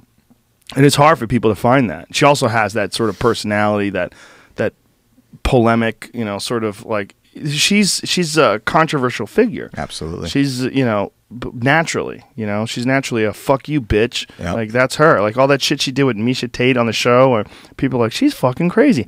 Yeah. Guess what? Everyone's great is crazy. They're all crazy. That's the when truth. John Jones and Cormier, when they had their mics hot and they didn't know it, and they recorded that, it's like, hey, pussy, you still there? Like, you.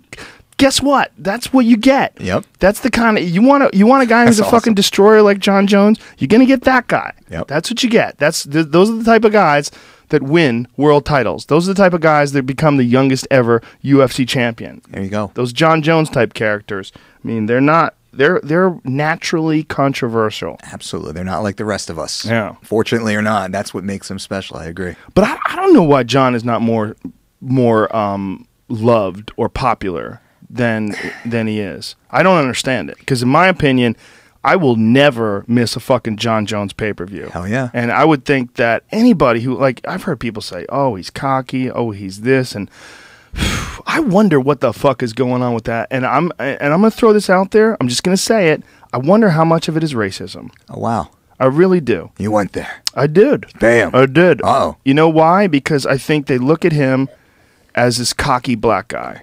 Okay. And I think a lot of people have an issue with that. And I think that if he was a white guy and he was doing the same thing, a la Chael Sonnen, Yeah. I think he'd be way more popular. And Chael was never the successful athlete that John is, but I think that Chael was way more successful as a promoter than John is. And John has not been nearly as cocky or outwardly braggadocious as Chael was. But somehow or another, when Chael did it, first of all, Chael's very entertaining, very articulate, best shit talker, bar none, in my opinion, combat sports has ever seen. Absolutely. I've said he's better than Muhammad Ali, and people are like, you're crazy. I'm like, I'm not crazy. I'm telling you the truth. I think he is a better shit talker.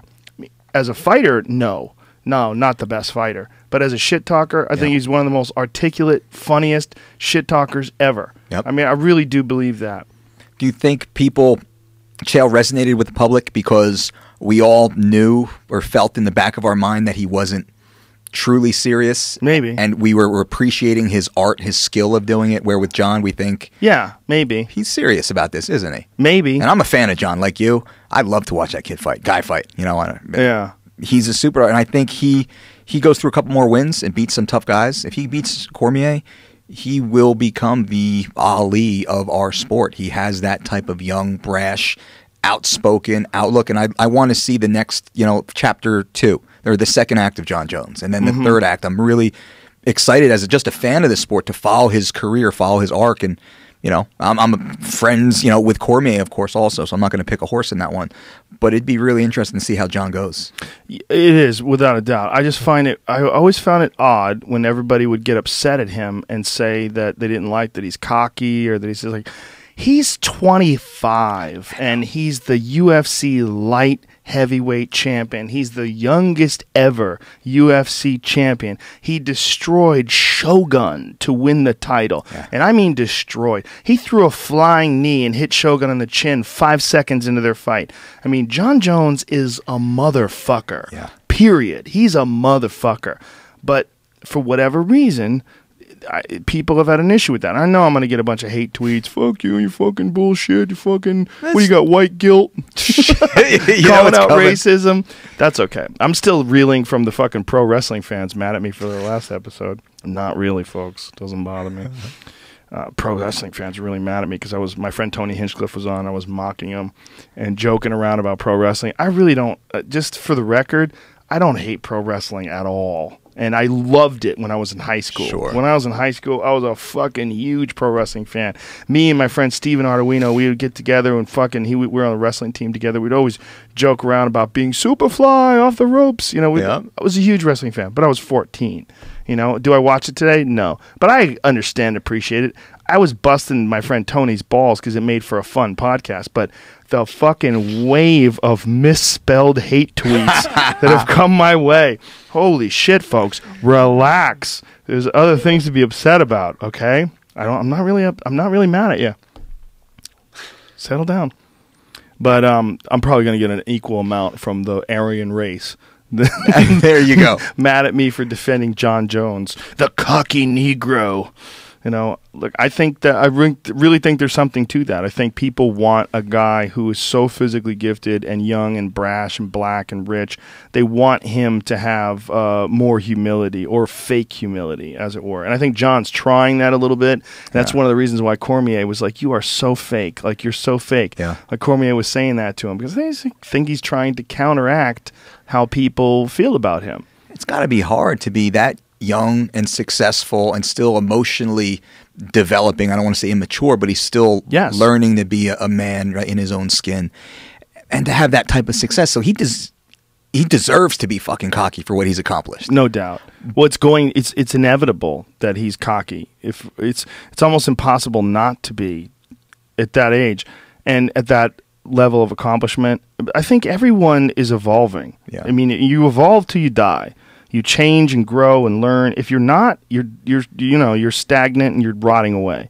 Because I think I'm a better, whatever I'm better at now, I'm better than I was a year ago. Yep. And if I wasn't, I'd be disappointed. And I'm 47. I mean, when I'm 48, I guarantee you I'll be looking back saying whatever I do, whether it's podcasting or comedy, I'll be better at 48 than I am at 47. And when I'm not, that it means I'm fucking dying. It means the gears stop turning, the nootropics stop working, the testosterone replacement's failing. Fucking, there's gonna come a wall. You're gonna hit that wall. I haven't hit it yet. When I hit it, I'll know I hit it. But I think that when a guy like John Jones is 30 and looks back at who he was when he was 25, yeah, he'll have said some things that he didn't think he should have said. But the trials and tribulations of being that guy are almost unimaginable. Yeah. I mean, to stress and the pressures and all that jazz. Absolutely. You know? I mean, shit. With now the scrutiny that's on a guy like that, with all the social media available, all the cameras in his face, just the attention at a 25-year-old. Yeah. All of us, everybody listening at 25, we're all fucking idiots. And if you're 25 right now, you're going to look back 10 years and be like, Jesus, I was an idiot. Yeah. So it's fun to watch, what John's going through. And I would love to see him just go straight heel. Fuck you all, double fingers up in the air. I'm the best in the fucking world. Fuck you. And not try and not pander to the comments anymore. Not try and be the Christian dude. Not try and, make people happy. I think that's real, though. I think is a part of him. Look, he has the fucking biblical tattoo on his chest. I don't think he put that there for a show. Yeah. I think there's part of him that really feels like that. But there's also the part of him that's this remorseless warrior. Sure. There's both. There's both of those things. It's a constant conflict going on. I mean, I think he definitely tries to be a good person. I think he definitely tries to be a good father. I think there's definitely... Sure. But he also is the guy who choked Lyoto Machida to sleep. He's also the guy that submitted Vitor Belfort. He's a real destroyer. So when Chael was fighting him, I was helping Chael for that one, and John wouldn't look at Chael, and there's a photo, and I made a comment on the photo Jones must be scared. He's not even looking at Chael. Just some hyping the fight, and John saw me backstage, and he's like, man, he's like, what the fuck? He's like, why are you saying that? I'm not scared of him. Was in my face a little bit. I'm like, God damn, champ. Just hyping shit. Just hyping the fight, bro. Right. And then, I see him a week or two later, and he was just such a sweet guy. He's like, man, I'm sorry about that. He was like, I was hyped up at the fight. I know you're just kidding around. He's like, I was just in that zone. So the dichotomy of character, in my face, fuck you. And then remorseful afterwards, not far after. He's like, man, I feel really bad about that, Dolce. You're a good dude. Blah, blah, blah, blah. So. Yeah, and I think that's real. I don't think he was just doing some sort of PR. No, we were alone. Yeah. There was nobody around, nobody watching both times. Yeah, it's not. I don't think it's damage control. I think it's the unimaginable pressure of being that guy. Yeah, and knowing there's Rumble Johnsons out there that are rising up, putting people to sleep. Rumble Johnson, dude, man. Woo! Yeah. He's the scariest, in my opinion. He can do things to you that other guys can't do. Absolutely. That fucking fight with him and Phil Davis opened a lot of people's eyes. That was terrifying to watch Phil Davis just in this full defensive mode that we've never seen him in before. Phil didn't get him down once, did he? No. He didn't even come close. That's a scary man right there. Yeah, and Rumble connects on anybody. It's nighty-night. Yep. What he did to fucking Little Nog, man. Yeah. Woo! I mean, people have beaten Little Nog, but they haven't beaten the fuck out of him like that. No. He beat the fuck out of Little Nog and put him to sleep. Yep. I mean, that was terrifying. Yeah. He's a terrifying guy. Absolutely. It'd be fun to see. Started out, he's a perfect weight-cutting example. He started out fighting as a fucking welterweight, weighing 230 pounds, dropping down to 170. Insanity. And we spoke multiple times about the possibility of working, and I told him, no, I don't think it's good, and I think you should move up. And he's a good guy. For anybody that doesn't know, you just know the persona of Anthony Johnson. He's a really good, smart guy, and he felt committed to 170 for whatever reason at that time. But you know, going to 185, 205, and he's had success at heavyweight also, right? Yeah. Success at heavyweight. 205, I think that's where he's just a killer. Obviously couldn't make 85 against Belfort back in the day. 205 is just a nasty weight class for that dude. And he's not an old guy either. He's still pretty young. 30. Yeah, he's 30. Hitting and he's prime. Also emotionally very mature now. Yeah. He's a different guy. And he's not, he would get overwhelmed in fights like the Koscheck fight or some of the high pressure fights that he had before. Sure. But I think also having the failure, the losing his position in the UFC, leaving, going somewhere else, and then deciding to fight all the way up at heavyweight. Yeah. Fought Andrei Arlovski and fucked him up as a heavyweight. He's a monster, man. Yep. He's a fucking monster. Rumble Johnson. And again, he's gone through the journey, and he's become a better man because of that journey. And talks openly about it. I mean, after he fought Little Nog, and I interviewed him, he thanked the UFC for cutting him. That's awesome. He's like, it's one of the best things that ever happened to him. That made him wake up and realize what he was doing wrong. And he was saying, and I said about the weight cutting thing, he's like, don't cut so much weight. he was I open agree. about it. He's a fucking big guy, man. He's a fucking big dude. He's a big guy. It's I would see him in between fights. It was unimaginable that guy can make 170. Yeah, he said he would go in the sauna for an hour just to lose a pound. Like back when he was making 70. Oh my God. Just killing his body to get it done. Yeah, his body failed. One of the fights, Vitor, or one of the fights where he didn't make weight, his body failed. Like his legs stopped working. Yeah. Like he couldn't walk. He was on death's door. Literally. Yeah, literally. That's fucking... How about Barao? Look, we were almost out of time here, but that's a perfect example of a guy who's fucking up cutting weight. The day of the weigh-ins, they change opponents. He gets pulled out of a fucking title fight because he can't make weight, and he falls asleep. He blacks out, getting out of the tub, and bonked his head. It's a comedy of errors right there, not to point fingers. I think the whole team has to accept responsibility for that. Taking the fight way too soon. Pushing for the fight, taking the fight. The kid was concussed in the first fight against Dillashaw. He's fighting 3 months later. He should have been out for 6 months before they even thought about scheduling a fight. We all know that. I agree 100%. And then to have to cut all the way back down again, there's no way we can expect his body to respond. I'm not sure how they cut weight, but I know those guys, they don't cut weight in the healthiest manner. They really struggle and sacrifice to get down. We see them all the time. So they just tortured this poor fucking kid. And then you don't let an athlete, just from experience, you don't let an athlete stand up. Athletes, if you're in the bathtub, you roll out of the bathtub onto the floor and you slowly stand up. You use hand grips. You have two people in there to help you stand. Never should a coach's hand be off you and whatever cream allegedly they put on them. That stuff, Albolene and stuff, doesn't work. I have the analytics to show it. I'm not bashing any companies. But Albolene is not designed for weight cutting. No, it's not. It's a moisturizer. It's a moisturizer. And it's a lot of these old wives' tales. Mm-hmm. That's the Epsom salt and alcohol, rubbing alcohol, like I was talking the story before about Oliveira. So you put alcohol in the tub, and what that does, those fumes, they create respiratory distress. Tons of headaches. Chris Camozzi was like, "What the fuck, man?" They came in, they put alcohol in the tub. He's like, "Now I got a headache." Because of what Oliveira's team did downstairs in the spa at the fucking hotel. They poured it in the spa at the hotel where everybody else got in there and had to deal with that? Yeah. Oh, my God. It's just like insanity. What world is this? Come on, you're professional. Epsom salts is good for you. It's a natural source of magnesium. It's good to take Epsom salt baths. It's one of the best ways for your body to absorb magnesium. It's one of the added benefits of sensory deprivation tanks because the salinated water is Epsom salts. Your body actually absorbs magnesium. It's a great way to get it through your skin. It's not going to make you lose additional weight. And that's something, and we can argue back and forth, and people listening, or I do that all the time. Try to do the same tub with the same temperature in the same physical state with and without the Epsom salts, and watch what you lose. It's going to be almost identical. And you have all this documented? I do. Okay. I do. Well, Right. that's the difference between you, a lot of these guys that are, these weight cutting guys and these people that people get brought in, is the amount of documentation that you have and the amount of just raw data just from dealing with various athletes. Yeah, it's all, everything we do is data-based. It's data-based, it's experience-based, it's research-based. I mean, it's proven, and then it's never perfected, but it's always evolving.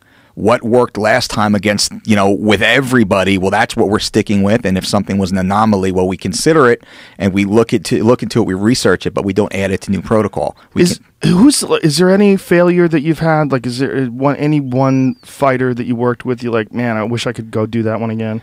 I've never had an athlete miss weight other than myself freshman year of high school in the state wrestling I tournament. don't think that counts. I'm not going to take you back to freshman year of high school wrestling. So no athlete under my watch has ever missed weight, but the one I would like the redo, I mean, the Hendricks one in Dallas, I would have loved to have made weight on the first time with that one, but there was a whole comedy of errors. And also you got to stop to think about the fact that he's pretty seriously injured. Yeah. Torn bicep, cracked shin. Pretty fucking crazy in the first place. Absolutely. Medical checks in the middle of the day. We had to stop cutting and then start cutting again. We left the scale. This is our fault for leaving the scale in open gym, with a bunch of knuckleheads jumping on his scale. So there was quite a few things in looking back that we could have done better. I would have loved to have rewound that one. I should have had another commissioner come over and check the scale again when the first commissioner called him at 171 and a half, or 171 and a half, which he wasn't 71 and a half. He was 70 and a half, and he had his underwear on. There was quite a few guys who had issues with that scale. Yeah. In all fairness, there was a backstage scale that weighed very different than the onstage scale, which can happen occasionally, and it's a real issue. Like, people were calling for recalibration, and they're like, we can't recalibrate. That does happen in certain commissions and time to time. It's really... It's tricky, it's tricky. It varies with commission. A lot of folks don't realize that. Like, when you see like a few fighters miss weight, it oftentimes is because the backstage scale is different. Like, they thought they were fine, and then they get on the onstage scale and it's a different weight. Absolutely. And I've been at events, and I won't say the promotion, where the scale got dropped, and then you get on the scale at the early day pre-weigh-ins. The scale got dropped somehow, between the venue and the hotel, and now all of a sudden it's got a crazy reading, like you're saying right now. The last minute the scale gets switched because it gets goes to the wrong place or it doesn't get through. So I've seen almost every odd issue. I've been at I don't even know how many weigh-ins now, and it's not as easy to weigh in properly when you're trying to keep the athlete as healthy as possible. You're not just trying to get the athlete to 170 pounds and just leave them there for 4 hours. You're trying to minimize that period as much as possible and really just skim the top of the weight and let them bounce right back up, because we're trying to preserve their health, which is going to increase their ability to perform to the best of their ability. So, like with Hendricks and the weight, it was a matter of get him out of here, get him calm again, because he's freezing cold. It was so cold in that place. He's freezing cold, shaking on the scale. The chaos begins. Title fight on the line. Let's get him out of here. Let's calm him down, and then let's get the weight off of him. Let's keep him healthy. Let's keep him confident. Let's keep him happy, and get him back on. So that's what I would like a redo. And when you got a guy like Hendricks that has a torn bicep and a cracked shin, how close were they to not taking that fight? There wasn't even a consideration. Was he even if the arm was like completely useless, was he gonna just fight with his left? He was gonna go and fight with one hand. Yeah. Fuck. That's fucking Johnny Hendricks. That's why I love the kid. There's no quit in him, no matter what. There's just no quit. But in him. that seems like ridiculous. Like, if you have a torn ACL and you can't move, you fight anyway. If it were up to me, I wouldn't let my athlete fight in that one, and that's either good or bad. We can debate that also. I'm not going to put an injured athlete out there to get his bicep torn off and possibly ruin or possibly lose his only opportunity to fight for a world title. Let's say Robbie went out there and won that last round, or Johnny had to default because he tore the bicep and couldn't lift his arm. Right. Ref saw that, judge saw that, medical, doctor saw that, called the fight on the stool. Crazy things happen, and then he loses his bid. And now he goes to the back of the line. He's got to fight 3-4 fights against a stacked division. Maybe he never gets there again. So that would be one consideration. But a guy like Johnny, man, 2-time NCAA Division I national champion, he goes out there and he knows how to get it done. And that's ultimately he's the boss. That's the mental toughness that comes with that amateur wrestling background that we were talking about. It's really it's a real thing. It's real. They are all of them. All amateur wrestling champions are fucking mentally strong. They're a special breed of human. Absolutely. Yeah. And it's crazy. It's because, like, there's, we're talking about how you should rest and you should train smart and you shouldn't overtrain, but it's like the overtraining is what made them so mentally strong, and that becomes one of their biggest weapons. Yeah. So it's such a catch-22. Yeah, I think the genetic superiors rise in that area. I think not many guys actually make it to the top of that podium, and the genetic superiors make it to the top where they're able to be the anomaly, the outlier, where the rest of us were just not able to. We break somewhere along the way due to whatever reason. but it's not in their best. I don't think it's part of the proper longevity protocol.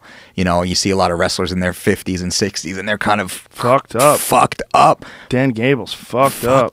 But Yeah. they got Olympic gold medals, and they have some things that some of us will never have. So it's the risk to reward. Well, Mark Coleman's like, what, 48, 49? He has a hip replacement already. Yeah.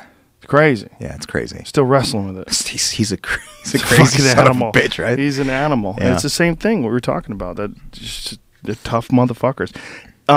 This, I don't know if this is real or not. Or I have a question.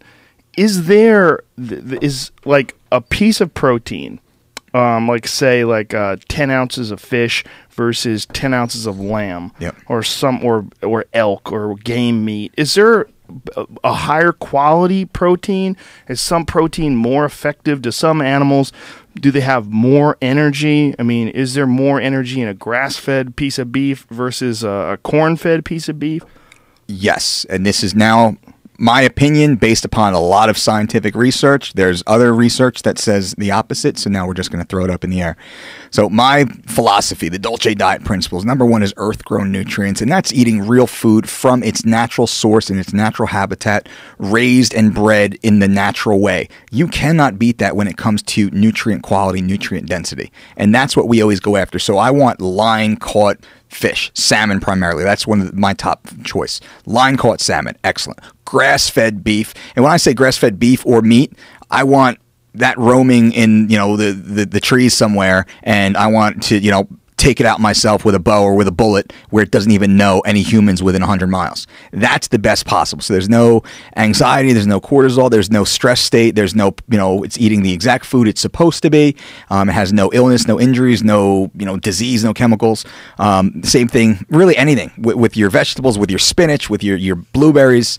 The most natural cannot be beat, and that's what really, you know, defines that's the number one principle. If you're only eating earth-grown nutrients, real food, and you don't pay attention to the time of day, you don't pay attention to the quantity, you're going to be much better off than most of the other people. But is there more energy in, say, like a piece of elk than there is in line-caught salmon? Is there more energy in grass-fed beef than there is in lamb? Is that quantifiable? No, I don't believe so. And what we do is we eat as much of it in moderation as we can. So I want the elk, I want the salmon, I want the lamb, I want the chicken, I want the turkey, I want all of it. I don't want to have just the beef every day and just the eggs every day. So you like mixing it up? You have to mix everything because each one has a different nutrient profile.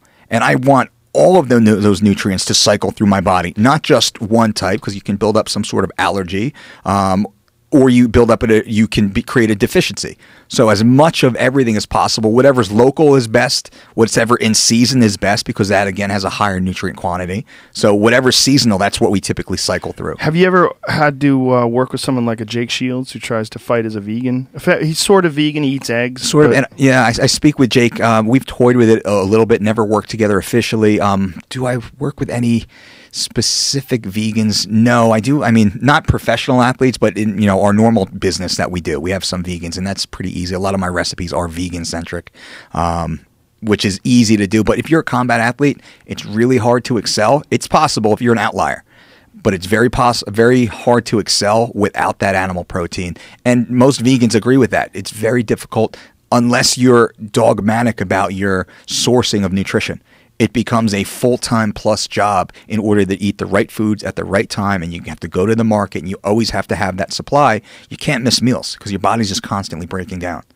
And is it harder for them also to get a high enough calories from their proteins and things like those? Yeah, things? it's harder for them to get. They have to have what's called complementary proteins. You have to get multiple nutrient sources in order to get all the amino acids. Like pea protein and hemp protein and rice protein and all these different powders and stuff yes. that they mix in. So vegans need a very diverse diet in order to make sure they're getting all the proper nutrients.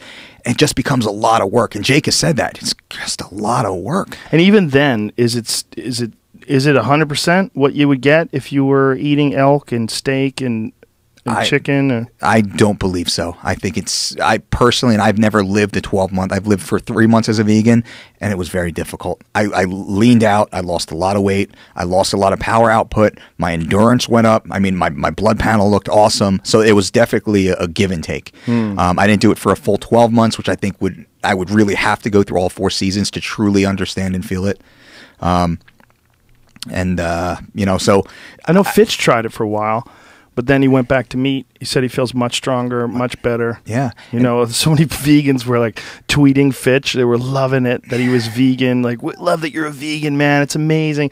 And then afterwards, he's like, fuck, this sucked.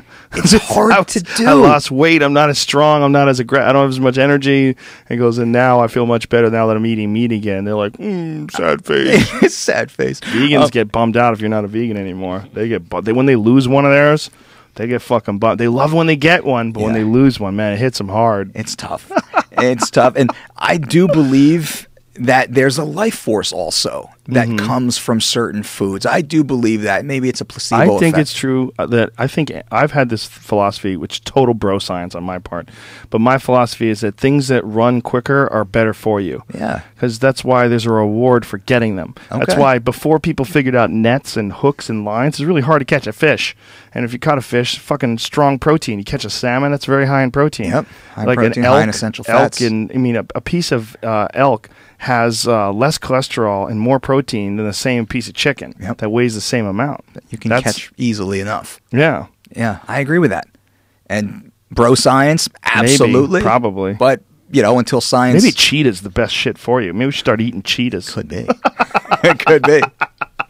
Maybe. Well, I know they'd eat mountain lion. Mountain lion, everybody thinks that like hunters that kill mountain lions are assholes.